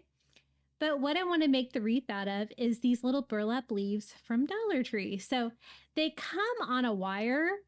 And I wasn't sure if I was going to use the wire to attach it to the wreath, but I decided I kind of like them better without it. And so they're pretty easy just to pop these off. They're just kind of like hot glued on there. And sometimes they just fall off on their own. I picked up 2 packages of these. There's 5 in a package, and I think I used a total of 9 on this wreath. I am just laying them out, overlapping them slightly, kind of all going the same direction. And then it's just a matter of attaching those on there. I thought hot glue might seep through, but it actually worked pretty well. So that's what we're going to do is hot glue, and we're just going to do one at a time. And I just kind of do like the main section of the leaf like that. And then I'm working in this direction, overlapping just that like little last piece of the leaf. They have two different kinds of these leaves. They have this one, and then they have like, I guess the maple leaf, which is kind of a larger one. I think this one works a little bit better, but I would probably be cute the other way too. They also have different colors of these, and hopefully they have them again this year. My store still doesn't have really any of the craft supplies. The only things I've really seen are like the home decor things and maybe a little bit of other stuff, but my store closest to my house doesn't have any fall yet. They're killing me. So I think that looks really cool. And now it's just a way to try to find a way to attach the sign to the wreath. So what I did was I just cut the hanger in half, and I'm going to use that existing twine that's on the sign and just kind of put that underneath of a leaf there, the tip of it, and just tie a knot. And at the bottom of that same leaf, I'm going to do the same thing here with the other side. And just tie that on there. You might check to make sure that it is hanging kind of like equal distance, and adjust your knots if needed. And then I'm just going to cut off the excess twine. This was just a really easy way to attach it. I am going to make a hanger for it too. I was kind of decide if I liked it like that or if I wanted a bow, and I decided I wanted a bow. So this is Easter ribbon. I always pick this up every year because it's like the perfect color of beachy blue. And since there's blue pumpkins in there, I'm definitely going to go with the blue. A lot of the DIYs today are going to be a lot about burlap and a little bit about blue. So I'm going to make a super easy bow. All I did was measure out a tail, 2 loops on each side, and then a second layer of loops, and then I just need another tail. So it's gonna be just a very easy ribbon because it's the same on both sides, so no twisting involved. Then you just take a zip tie right in the middle. Don't be afraid. I know bows can be intimidating, but they're really not that bad. Just kind of pinch it in the middle and pull your zip tie tight, and then you just have to pull both of your tails down to the same side. And this is a wired ribbon from Dollar Tree, so it's going to be really easy to shape this and kind of make it look nice. So I thought that would look good at the top. It's going to bring out the blue and some of the pumpkins. It's going to add like an entryway feel. And I also just dovetail both edges at the same time, trying to even them up a little bit. Now to attach that to the sign, I'm just taking some Dollar Tree twine, wrapping that around that same middle leaf that we kind of tied the ends to, tying the bow off on there like that, and then wrapping it around. I'm going to tie it on the back, and then I'm going to use that same twine to make a simple little hanger for this. But honestly, if you're just going to hang it on a nail, you might be able to just hang it with the wreath form. But I had it there, so why not? So I just knotted that, a simple little loop hanger at the top. And I think that looks so cute. Now I wanted something to like finish the bow on the top. So I got it all shaped up, and I thought it needed a pumpkin. And I picked up these little clip pumpkins from the Dollar Tree, and they're the perfect shade of orange, very light. I thought about just clipping it on there because it has like a little clip on the bottom, but I kind of wanted it to be like facing me and not like on its side. And so I am just going to pull the little clip out of the bottom. And I thought we would just cut this pumpkin in half. That way it would fit great on the bow. I tried using a putty knife for this, and it was a little bit more difficult than you would think. I switched to a one of those pool noodle cutters that worked a little bit better. But I kind of wanted to leave the stem on there, but I wanted to get most of that half of the pumpkin. I think that looks pretty good. I just need to clean it up a little bit. And then I'm just going to hot glue that on. You got to be quick because that foam in there will definitely melt, but you can hot glue it. You just have to work fast. And glue that onto the bow. And this was such an easy DIY. That sign is so beautiful. It doesn't have any glitter on it, so that made me so happy. And this is how it turned out, a little welcome fall wreath and sign. Isn't it cute? And it was just so easy to put together. And this is how it turned out. I love the little blue pumpkins kind of mixed with the oranges. And there's like acorns and stuff on that sign too. Super cute. And the little leaf wreath was just so easy to put together. Isn't it cute? I'm a big fan. Okay, the next DIY is going to be so easy. I picked up one of these like bluish mint green long glass candles from the Dollar Tree. We're going to decorate this with some burlap and some window clings. I found window clings at Dollar Tree this year, and they seem to give you way more because for $1.25 you get 2 sheets. So you get like the sheet on the front, you also get the sheet on the back. Isn't that like more than you used to get for $1? I feel like it's more. So we're going to use these. They're so cute. I love that they already incorporate like blue pumpkins and blue gourds and stuff in there. And I see the perfect window cling in there. And doing a window cling on a glass candle from Dollar Tree couldn't be any easier because it's glass, of course, right? So I'm going to decorate part of the candle with that. I'm also going to decorate part of the candle with that burlap ribbon from the Dollar Tree. So this is the one that I had my eye on. The colors are perfect. It's going to match my burlap. It matches my candle. I just kind of find the prettiest side of the candle because they're not all equally pretty and just put it on. I'm not going to glue it or anything. That way, when fall's over, if I haven't used the candle up, I can switch it out for another season or just remove it altogether. But I'm going to do the burlap on the bottom. It's going to be a little bit more permanent. And I just cut enough to go around the candle. That way I can burn it. I'm not going to have to worry about this being too close to the flame or anything like that. And I just glue it to itself here on the back of the candle. I love decorating these long candles from the Dollar Tree. There's so many things you can do with them, and they come in great colors as well. Now this burlap ribbon kind of had something in it. I didn't really want to redo it, so I thought, you know what, maybe I can just grab it and pull it out. And that's exactly what I did. It was just like this dark strand. Of course, it was like right on the front of mine. But easy peasy. Just pulled it right out. And then I wanted a little bit of burlap around the top as well, but I wanted something a little smaller, something again that's going to stay away from the wick of the candle. So I decided to use some burlap trim from the Dollar Tree. But first I noticed that there was a little bit of printing on there, like it says where it was made and stuff like that. So I'm just going to use some fingernail polish remover, and it wiped right off. It was like a stamp on the candle. I just didn't want that to be there in the final project. And here is the burlap trim. They're all beautiful. I kind of use all of them pretty equally. I decided this one might be cool. Kind of goes back and forth. And I'm just going to do it right there at the very top of where the candle is in the jar. That way it's not too close to the top. And I'm just going to glue that on too, just for another little dose of burlap and a little bit more decor for fall. Isn't that cute? I love these candles. They're so fun to DIY. And I love those window clings. They're so cute. So this is how it turned out. Do have a little bit of bubbling in that window cling. I think it should smooth out though, especially once I start burning it. But I really like the burlap on the bottom, and I love the colors of it.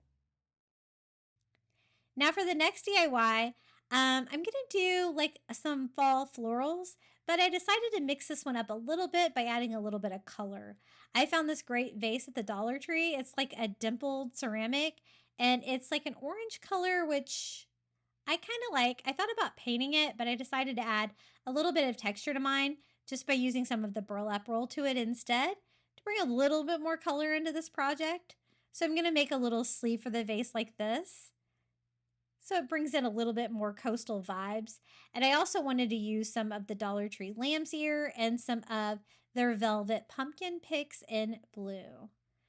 So I just attached my burlap with some hot glue, kind of hiding the seam there in the back. And I'm going to leave a little pop of orange. I kind of like it for this one. It's not a very large vase, so I don't have a lot of room for any foam or anything like that. And I'm going to use the greenery that you see there. I thought the best way to stand it up would just be to use some Dollar Tree sand.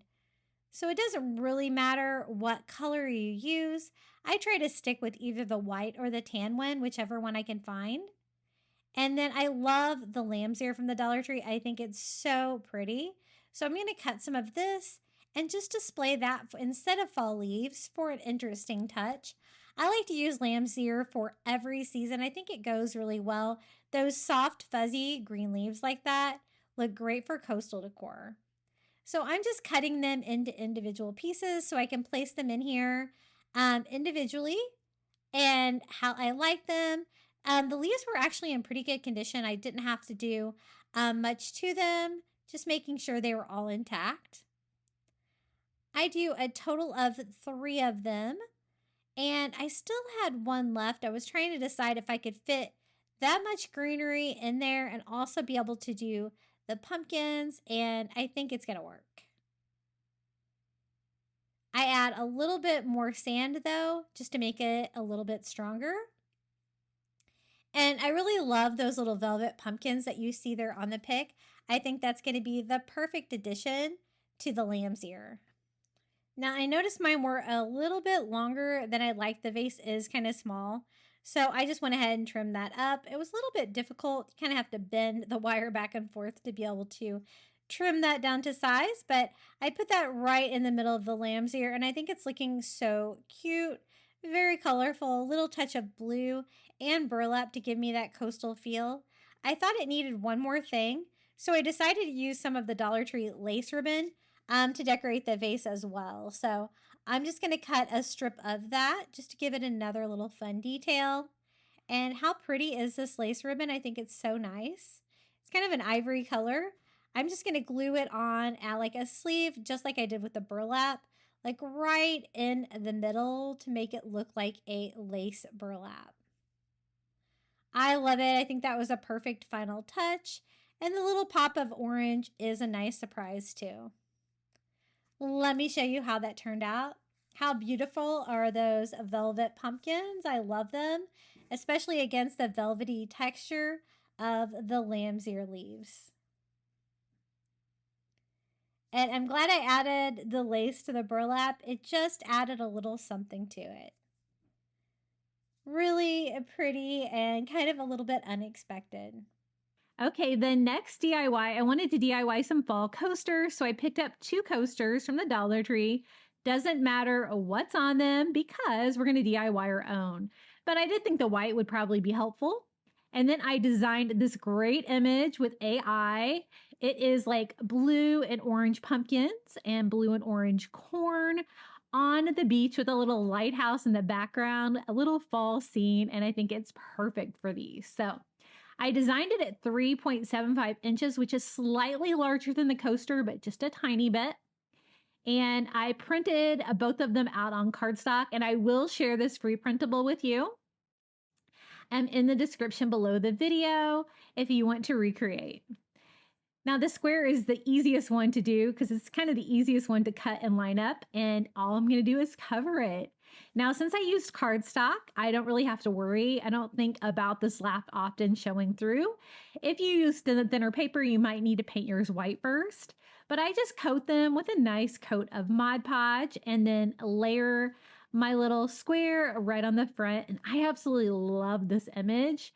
I might do something else with this larger, but I love how it turned out. It's so beachy and so fall. It is exactly what I was wanting.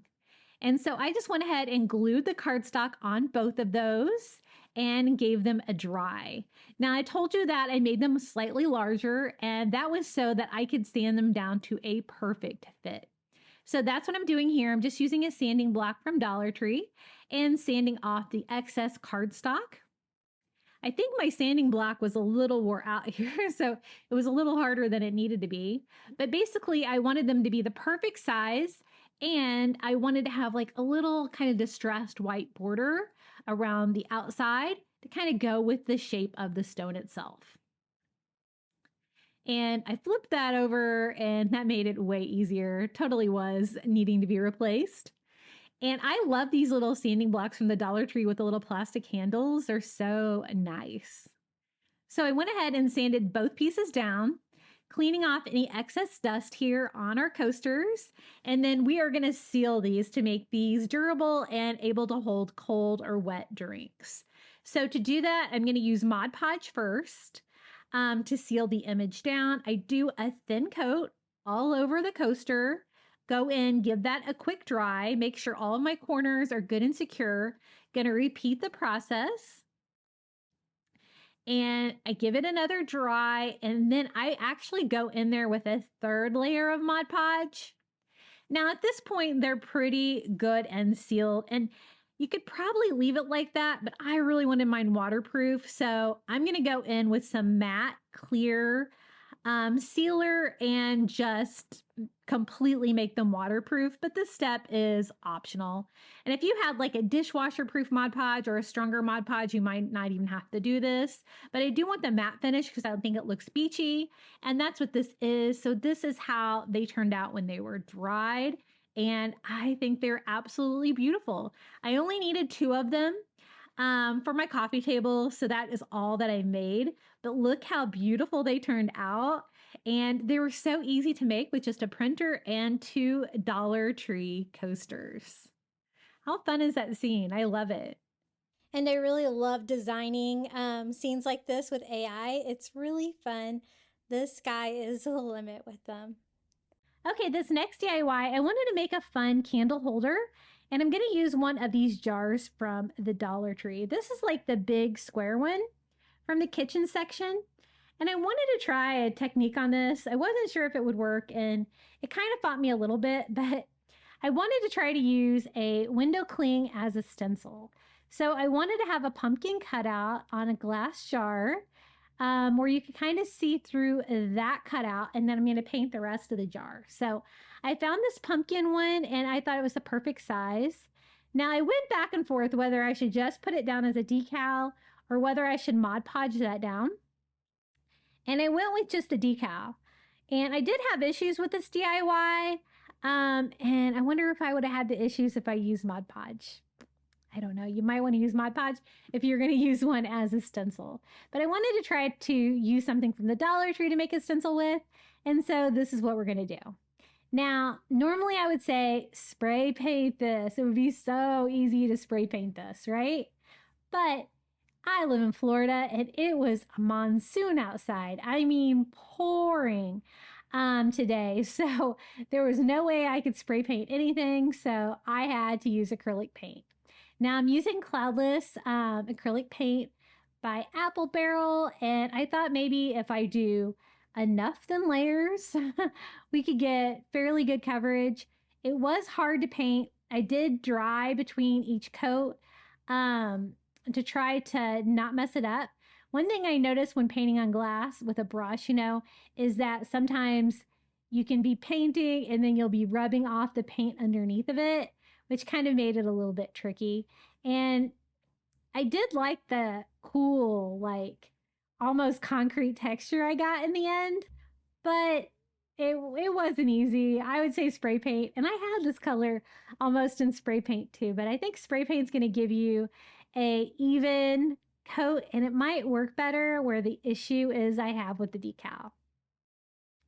So I just kept doing thin coats. That's what I'm talking about there, where it starts taking your paint off. So frustrating.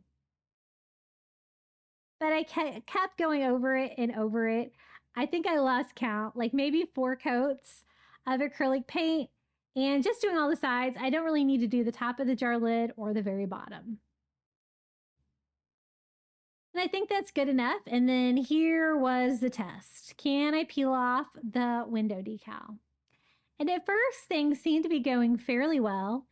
It was at this point where it started to taking off the fabric or the paint underneath the decal. And I noticed that I tried to like stop the damage and kind of push that back down. But as you can see, it did take off too much paint. But we're gonna try to go with it. I thought, you know, I've already put 4 coats of paint on this jar. I'm gonna pull through. Sometimes, you know, you can get a DIY fail and you're like, oh, should I throw this in the trash can? And then I was like, no, I've worked too hard on this. We're going to finish this DIY. And I'm glad that I did. So I'm just using a tiny brush and that same paint, going over several more layers, trying to, you know, paint the bottom back on my pumpkin. Kind of make it look a little bit more like it was supposed to. And then I actually liked the texture so much, I thought I would add more texture to it. So I'm just using a chunky brush from Dollar Tree and that same paint we used before. And I'm just stippling all over a couple of coats of that just to add more texture to it because I really liked it being kind of imperfect. It gave it kind of a cool feel. Okay, it's time to make this into a candle holder. I'm going to try to clean up the glass here to make sure it's clean and remove my fingerprints. And then you could use like little pebbles for the inside in a candle. And that would be really cute if you're going to use it outside. Or I'm going to actually use sand in mine. Now, since I've done burlap on every single one of my DIYs, I wanted to kind of continue the trend. And so to cover like the screw marks on the side of the jar lid, and since I didn't paint the very top of it, I am going to use some more of that burlap trim and just wrap that around the top of it. So just a little bit of hot glue here. Again, I'm going to burn real candles in this. And so I don't want to do anything that's going to be flammable. So I kind of go around the bottom of it to kind of keep it out of the way. But again, covering up the screw part on the lid. Now it's time for the candle and some sand. I'm going to use a white votive candle from Dollar Tree. You could also use a tea light in this pretty easily if that's what you have. And I'm going to use brown sand, my favorite because it'll kind of go with my coastal decor. But again, pebbles would be really cute too for fall. And you know, you could do this jar with like a leaf cut out as well. And you could do it any color you like for your fall. So I just put a little bit of sand in there and then press the votive down inside. That way, when it lights, it's going to light up the little pumpkin window that we left clear glass. I thought a little bit more sand and this was ready to go. And this is how it turned out. I think it's cute. I'm glad that I didn't give up on it because it was definitely probably my most challenging DIY today. But I think that you can tell that it's supposed to be a pumpkin, I hope. And again, this would be a really cute DIY for outside as well. Okay, next DIY, I thought we would do something with acorns. And so we're going to use a wood round from the Dollar Tree, also a wood acorn sign from the Dollar Tree, and we're going to make a really fun fall sign. So let's get started with the wood round first. I am going over all of it with just a coat of ivory acrylic paint. This raw wood from the Dollar Tree is so easy to paint.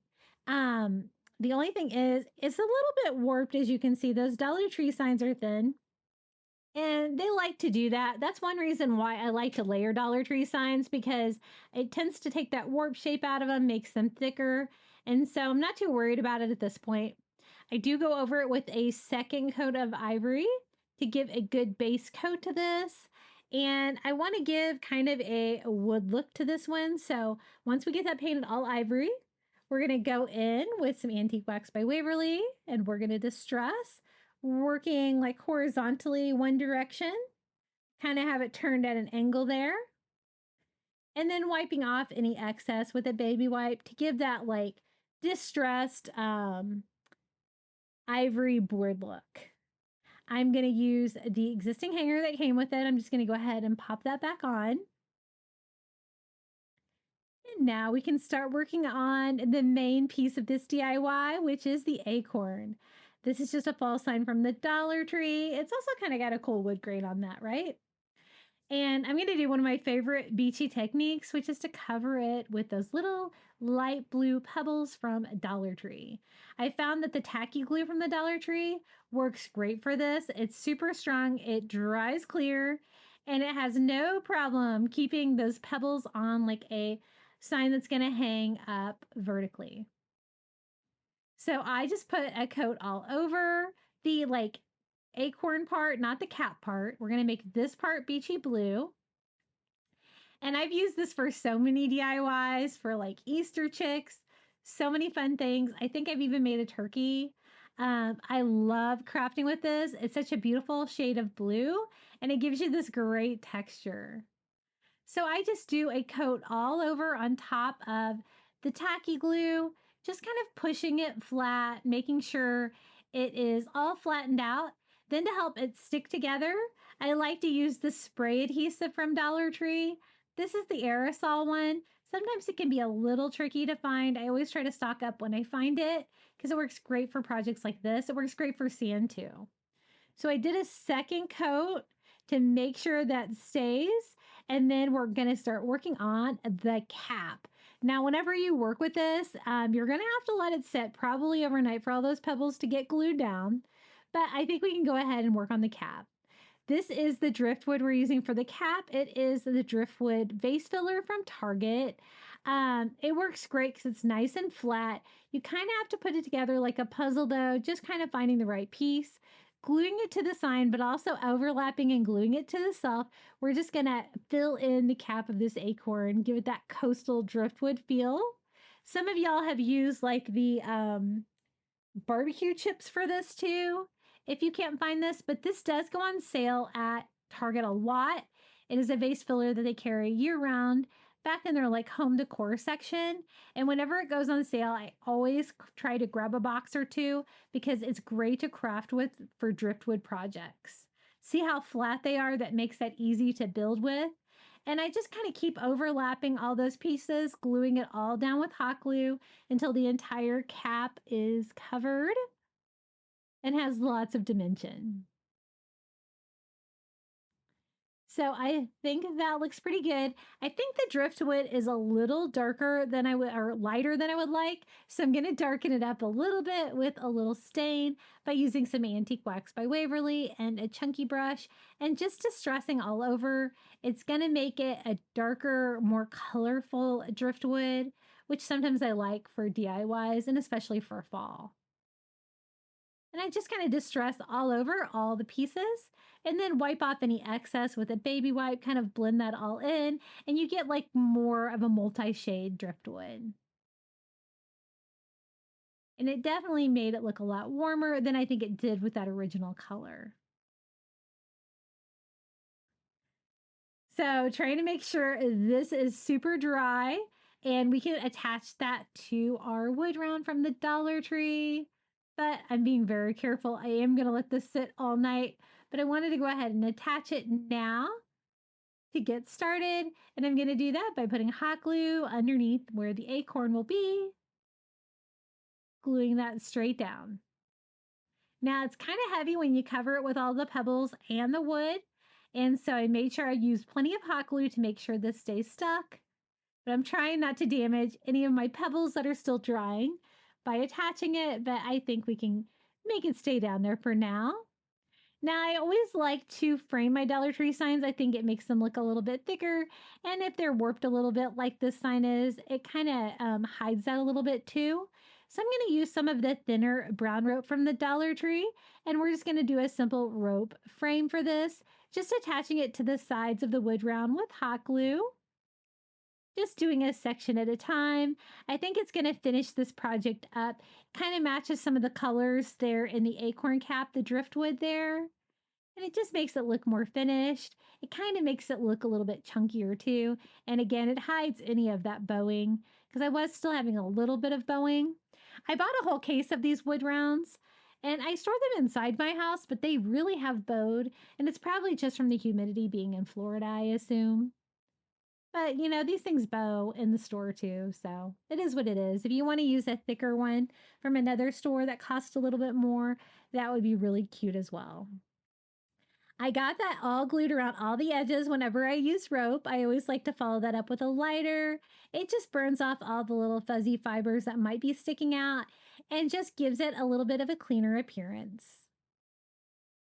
But isn't that cute? This is our little driftwood and blue pebble acorn sign. Perfect for fall. I love the splash of blue. I think it's going to go great with my coastal decor for fall. And this is how it looks hanging in my entryway. I love it. I let it sit all night so all the pebbles stay on there. It's amazing how well the two different kinds of glue work together. Like maybe one or two pieces of pebbles will fall off, but otherwise it stays intact. I love it. I think it's super cute.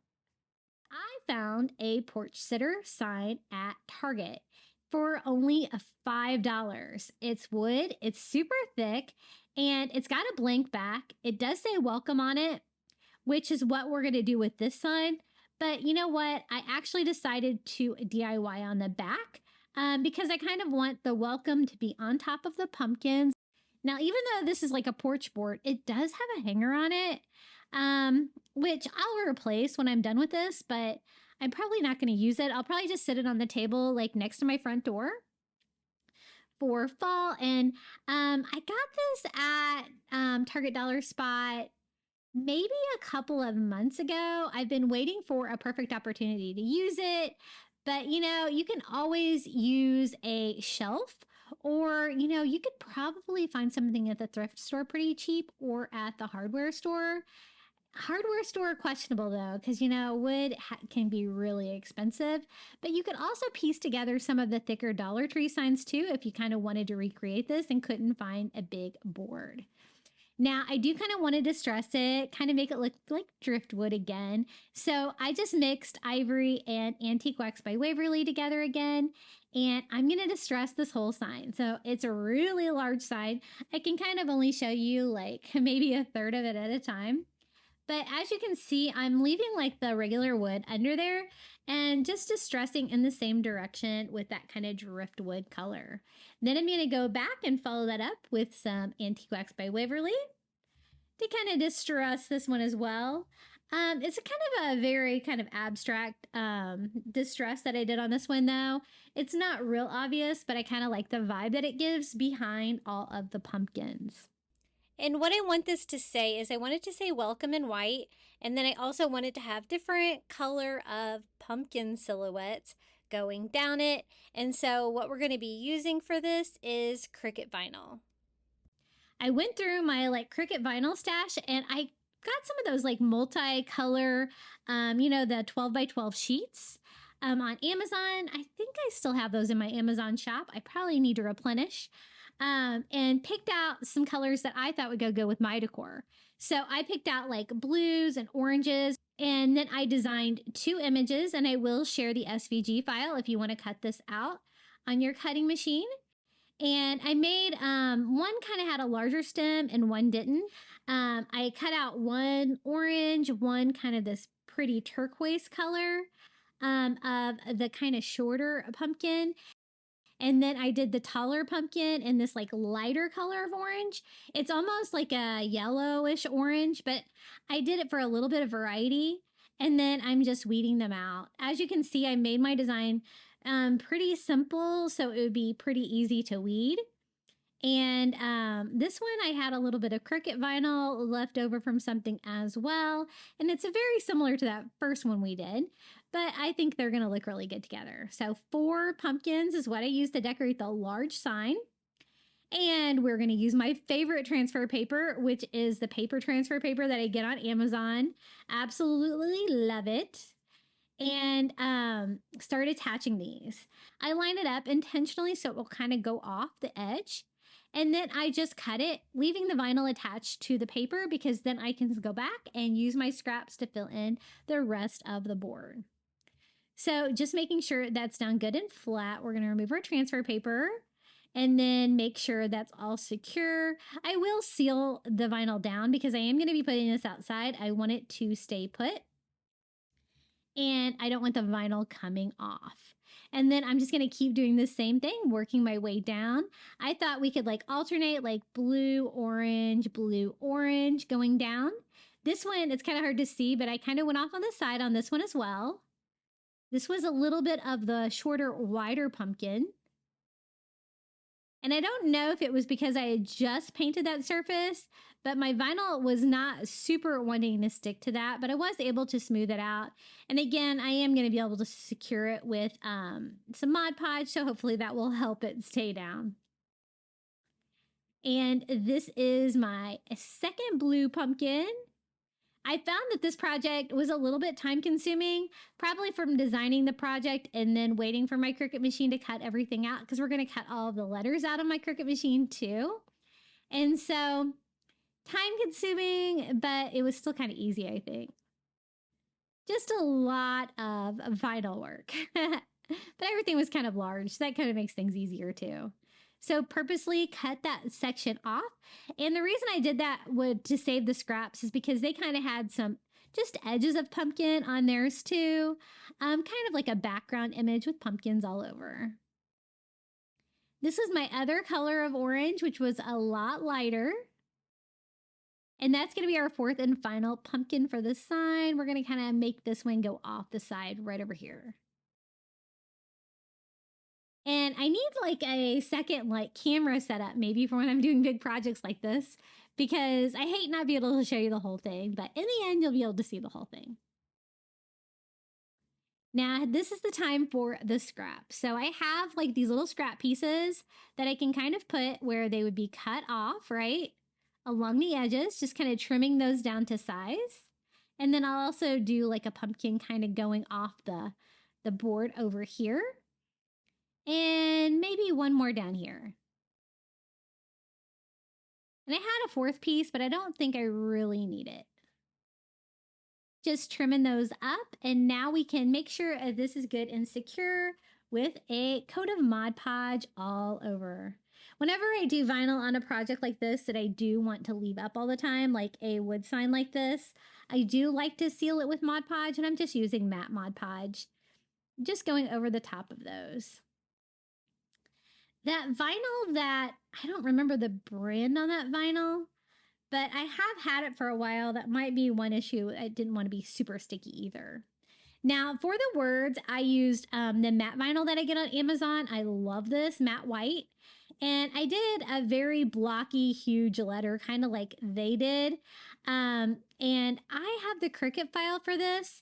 I will share it, but you might have to have a Cricut Design Space membership. I did change the font though, so maybe not, but we'll check. If not, I'll try to convert it into an SVG if I need to. And it's just a matter of weeding all of the letters. I love this vinyl because it has that great plastic background. It makes it really easy to work with, as you can tell. And then I thought, since we're doing, 7 letters here, I'm just going to go ahead and do all of my transfer tape first. So they will be ready to go to fill up the sign. Usually I like to reuse it because it does reuse really well, but this is just my 6-inch roll and it works perfect for something like this. Now I'm using the back for reference because they had welcome on the back too.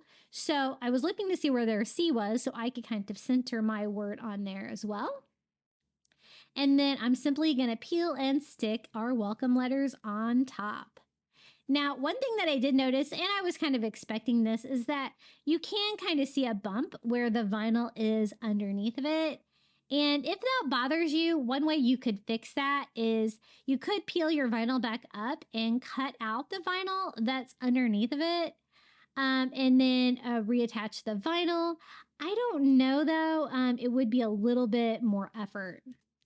Another thing you could do is stencil the pumpkins on the back and then do the vinyl on the front, and you wouldn't get that slight ridge. I don't think it bothered me too much. I am kind of a perfectionist like that, but this is going to be on the front porch.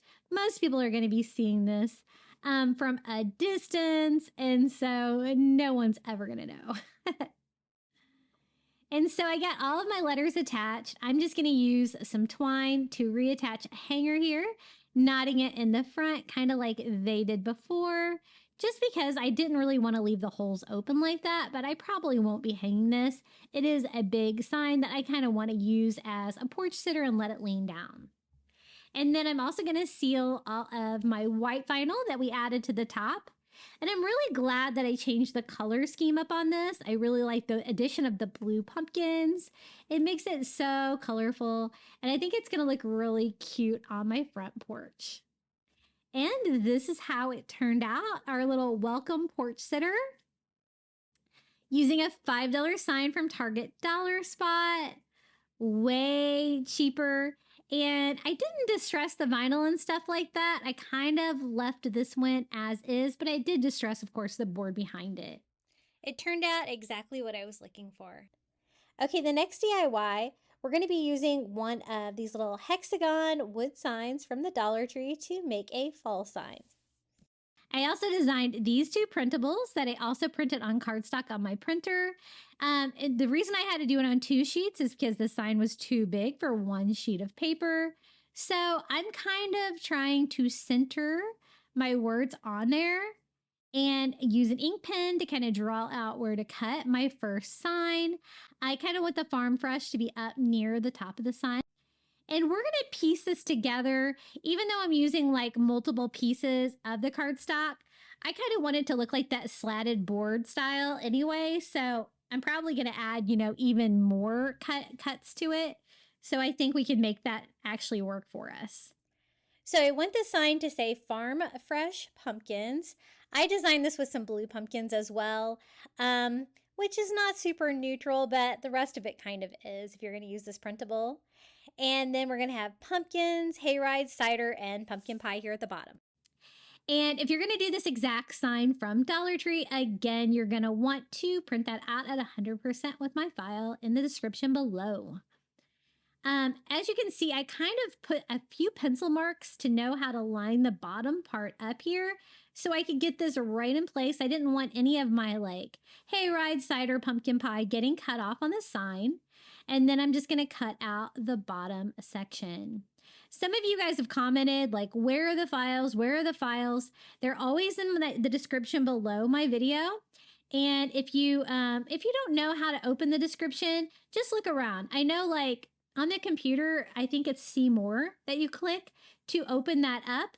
I'm not sure what it is on the phone. It's something similar. Maybe you have to touch the first line of my description to get the description to open up. But I promise all the links are there. You just have to look in the description. Now I'm going to do the top part of my sign first by putting a nice medium coat of Mod Podge all over and then sticking the Farm Fresh on there with the pumpkins, trying to line up all of my corners the best that I can to cover the entire sign. And we are going to frame our sign out too. I kind of have an interesting take on how we're going to frame this, but it actually turned out really cute. So now it's time to do the bottom section. I just put some Mod Podge over that. Also this area here. And I'm going to overlap. And again, that's going to cause a slight ridge, but we're going to add the lines to this one so we can kind of make it look like board slats. Because I want this to look like an old distressed sign. And so that's going to kind of add, I think, to it.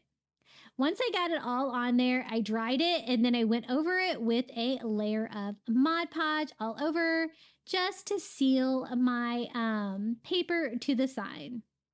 Now, I did notice the foam brushes from the Dollar Tree are really leaving little black particles.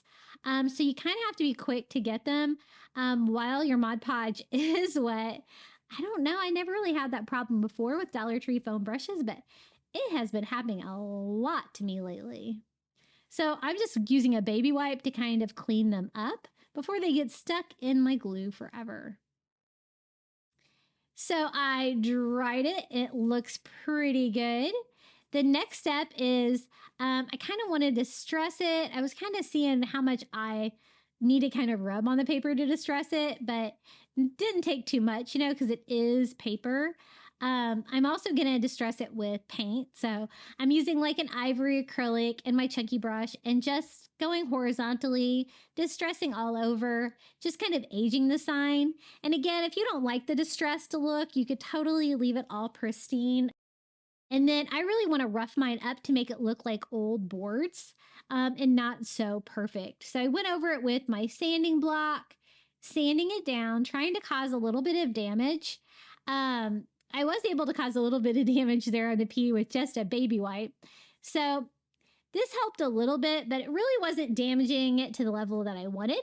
So I'm going back with like a Cricut weeder from the Dollar Tree and scratching it. It's going to give that like wood texture that you would see like in a piece of wood.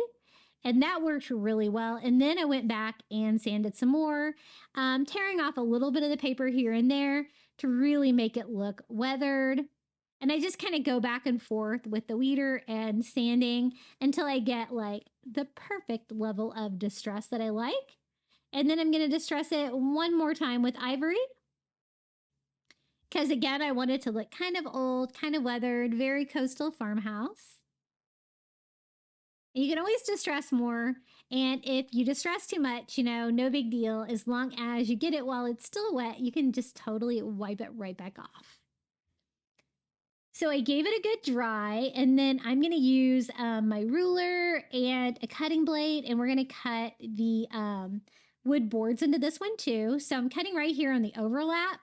That way it's going to kind of make that ridge look intentional. And then I'm going to add another board up here, just trying to make sure that it's even. And then we have kind of the existing line here between the two sheets of paper. Might as well cut it there as well. Just a small detail that you can use to make a Dollar Tree sign look way more high-end. Now, I told you that my frame was going to be interesting. I'm actually going to use chopsticks. Now, I have a whole bunch of chopsticks available because I got them on clearance at Target, but I think they might sell them at Dollar Tree too, but you could totally use dowels. I thought chopsticks would be cute because they're a little bit flatter. They're not super round. And so we're going to use one of those for each side of the frame. And then I'm just going to go ahead and tie some twine back on for a hanger before I get too far on the frame. And maybe I couldn't get there anymore. Now, the math on this like scared me. I have some of these like miter scissors that I got on Amazon and I love them. And they work great for cutting dowels or something like these chopsticks. But since this wasn't as square, right? I don't need like a 45-degree angle. I needed like I kind of measured the angle and it looked like 60 degrees was what I needed on this one. And it kind of hurt my head to have to do some like real world like geometry. Because I want my corners to be slightly tight, right? So I wanted to miter it since I do have the miter scissors. But you don't have to be this extra if you don't want to be. But it did require some like late night thinking here to try to figure out how to make this work. So 60 degrees, and then I want them to lay flat. So I kind of had to be careful like what direction I kind of had them to make sure that my angles were going the right way too. Because I've never done anything besides like a 45-degree angle. I don't know. So I'm just going to go ahead and cut all 6 of the chopsticks down to size. Kind of cutting like the little handle part off and then cutting the like tip off too, which basically just leaves me with like flatter dowel. But you know, you could use whatever you wanted. I just wanted something small, something easy to cut, and something that would be really easy for a DIY. So I thought chopsticks would be fun. Now it's just a matter of attaching all these and seeing how my cutting went. I found that the last one was slightly too big, but that's no big deal. I can always just trim that one down because I may not have got them all on here perfectly. But what I'm doing is just going around the edges and putting down a bead of hot glue and gluing my little chopstick frame to it. It definitely gave me that like framed out look that I was going for. But again, it was super inexpensive and easy. And it's kind of funny that I have chopsticks in my crafting supplies. I do have some in my silver drawer as well, though, because I do like eating like Thai food and stuff like that with chopsticks because I always think it's fun. And 2 more here. They were all going on really, really well. until I got to my last one and I was like, I may not have these all on here perfectly, but no big deal. I just cut it down a little bit until it fit. And then I attached that one with hot glue as well. And here it is, our little Farm Fresh pumpkin sign. I think it's so pretty. And I will share this printable if you want to try to recreate. You don't have to do it on this shape of a sign, but I was kind of inspired by one that I had seen at Kirkland's. And so this is how mine turned out. I always love adding a little touch of blue. The rest of it's kind of neutral. And you could kind of make your own as well. You could use this for inspiration, kind of match the sayings, and do your own pumpkins on there. Okay, I picked up one of these little pumpkin boxes, wood boxes from the Dollar Tree, and I thought we could have some fun with this. Sometimes these are really hard to decorate with because they're a little small for a vase. They're a little too small to hold anything, but I'm going to show you a fun idea. Now, I kind of want that light turquoise look on this one as well. So I'm mixing some turquoise acrylic and ivory paint together to give me a really soft blue. And we are going to go all over this little pumpkin box and paint it that nice beachy blue color. They can be a little challenging to paint because you have like the inside, the outside, it's all connected. But if you use a small enough brush, you can pretty much get all of it. I don't really have to do the bottom because I am going to put some stuff in there. Make sure I don't have any like paint really blocking the cutouts on the front of that. And then, of course, I'm going to distress it with a little bit of ivory. Give it that coastal farmhouse vibe. And we are going to build this into a little coastal pumpkin carriage. I thought it would be perfect because it's 3D shape. We can just add to it and make it look like a little pumpkin carriage. And we can also fill it with some fall stuff as well. Now, a carriage needs wheels, and I like to use these little wood puzzle pieces from the kids aisle at the Dollar Tree. They have different shapes like squares, circles, and stars you can see there. And it's a perfect size for little wheels, I think. So I picked out 4 of them. Doesn't really matter what color they are because I can always paint them, right? So I go ahead and do a coat of ivory on all of them. Both sides, because they are going to be little wheels, so I don't want to see any of those crazy colors coming through my final project. And these are just about the right size, I think, for little tires for our little carriage. I also paint all the sides on these, that ivory color as well. And a couple coats, so it kind of disguises the color. Then we're just going to distress them all with some Antique Wax by Waverly, kind of giving them that distressed wood look, wiping off any of the excess paint with a baby wipe, and kind of looks like driftwood, right? If you wanted like a more traditional wheel, you could always do them like in black or gray as well, but we're going coastal with these, so I kind of wanted coastal colors. Now on top of that, I'm going to use a white Sharpie paint pen and just draw little wagon wheels like right on them. Super easy, just by drawing a circle, crisscross, and then crisscross again, and you have little wheels. And then you can just attach them to your little pumpkin box like that. Has this perfect little ledge here to hot glue your little wheel in place. And these are going to be like the stand for the pumpkin. They're going to stand on the wheel. So when you glue them on there, try to glue them on there as level as you can, because that's going to kind of affect how it stands up. And then we're going to turn it around and do the same thing here for the other side. And you can reinforce it like I did on the inside too if you wanted to make it a little bit stronger, but it's not a very heavy piece, so I think that those little wheels will do a great job of holding it up. But I reinforced mine just for a little added strength. Now I need to build the carriage out a little bit. I had some of this craft wood from the Dollar Tree and it kind of fits in there just perfectly. I just need to cut a little piece down. So I kind of measured how big I wanted that, cut down this little tiny wood block here for like a little seat for my carriage. I'm going to go ahead and paint that same color so it will match the rest of our little beachy carriage.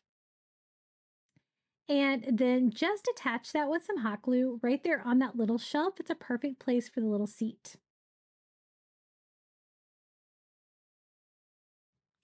I thought you might be able to see underneath of it too, so I'm just going to paint the bottom of it as well.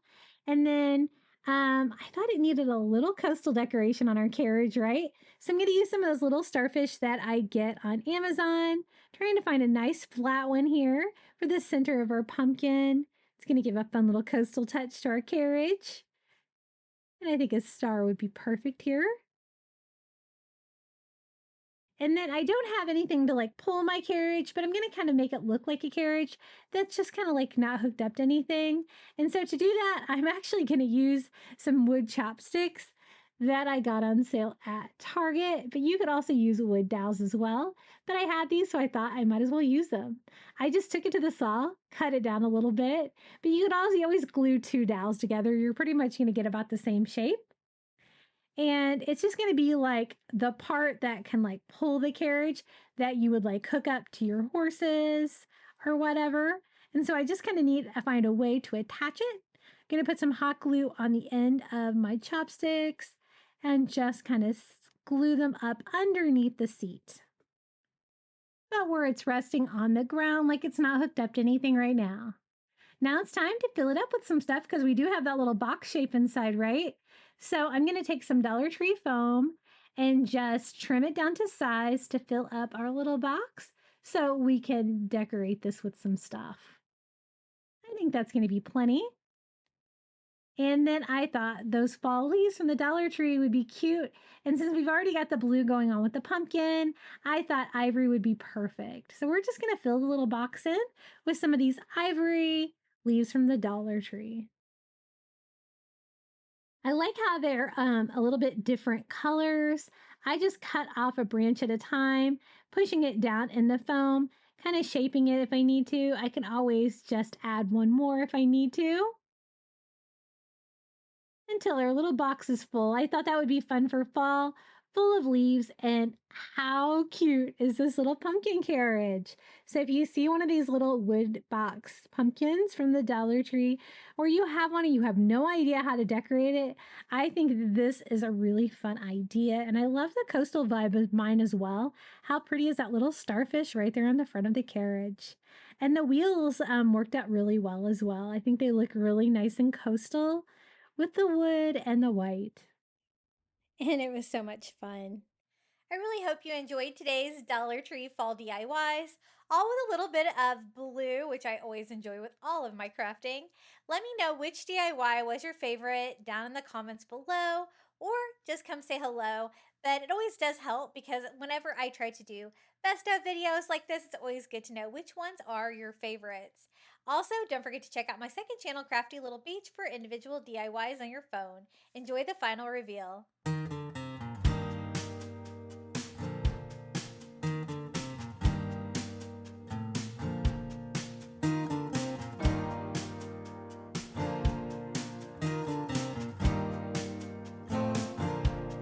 Open up the window. I'm breathing in the last of September. I can feel the wind blow, and the late summer sky is like a giant ember. Everything is turning into gold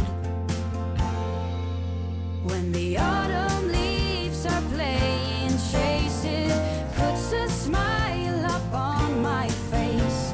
They leave their branches one by one and whirl around there just for fun. Some are faster, some are slow, and some are high and some are low, dancing through the last days of September.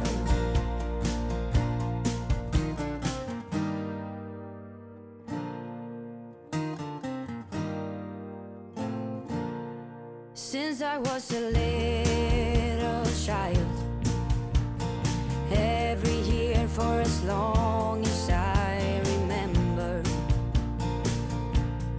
all the leaves were running wild, going all the way until November.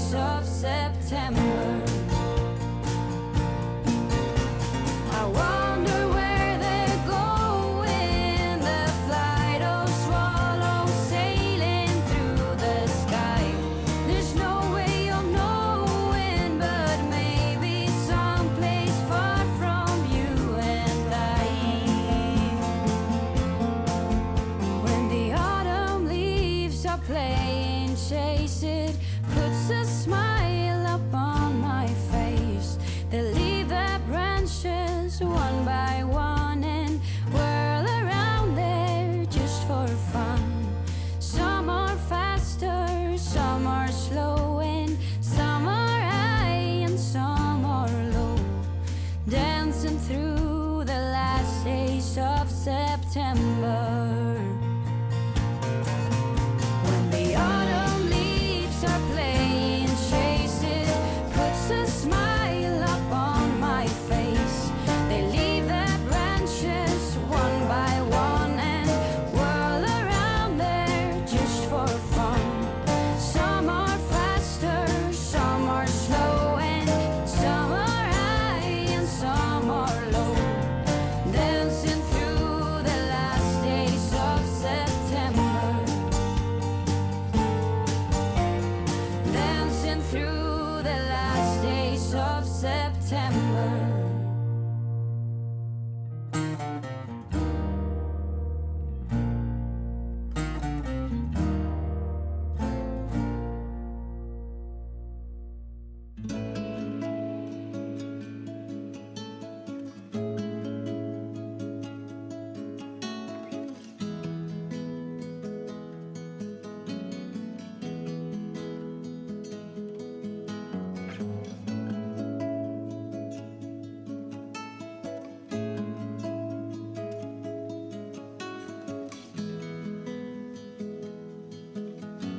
Summer is ended, the leaves are turning brown. Red and yellow, soon they'll be falling down. Now, I'm not ready, not just yet. I'm not ready for autumn. Autumn comes too soon.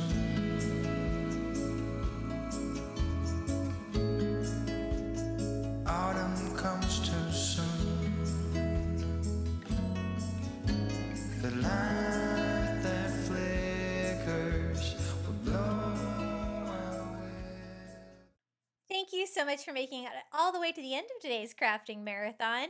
I'd also like to give a huge thank you to my YouTube members for supporting my channel. Thank you so much to Melinda Elizabeth, Jamie Job, Janae Farrington, Pamelia Wren, Donna Schreiner, I Am Mojo Jojo, Maren Christensen, Adrian Brolt, Debbie Middleton, Donna Tanner, Kim Rogers, Maria Cruz Pagan, Pal Puppy Life, Renee Albanese, Lori Hollingsworth, Mindy Hupp, and Jenny.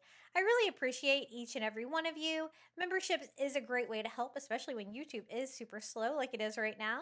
If you would like to become a Crafty Beach Bum member, just hit join on your phone or computer next to today's video. You're going to get early ad-free access to my content here on YouTube. We would also love to see what you've been crafting. Make sure to share your DIYs with us and our private Facebook group, always linked in the description of today's video. And if you would like even more fall crafting inspiration, I've got you covered. Check out one of these fall DIY videos right here. And until next time, happy crafting for fall.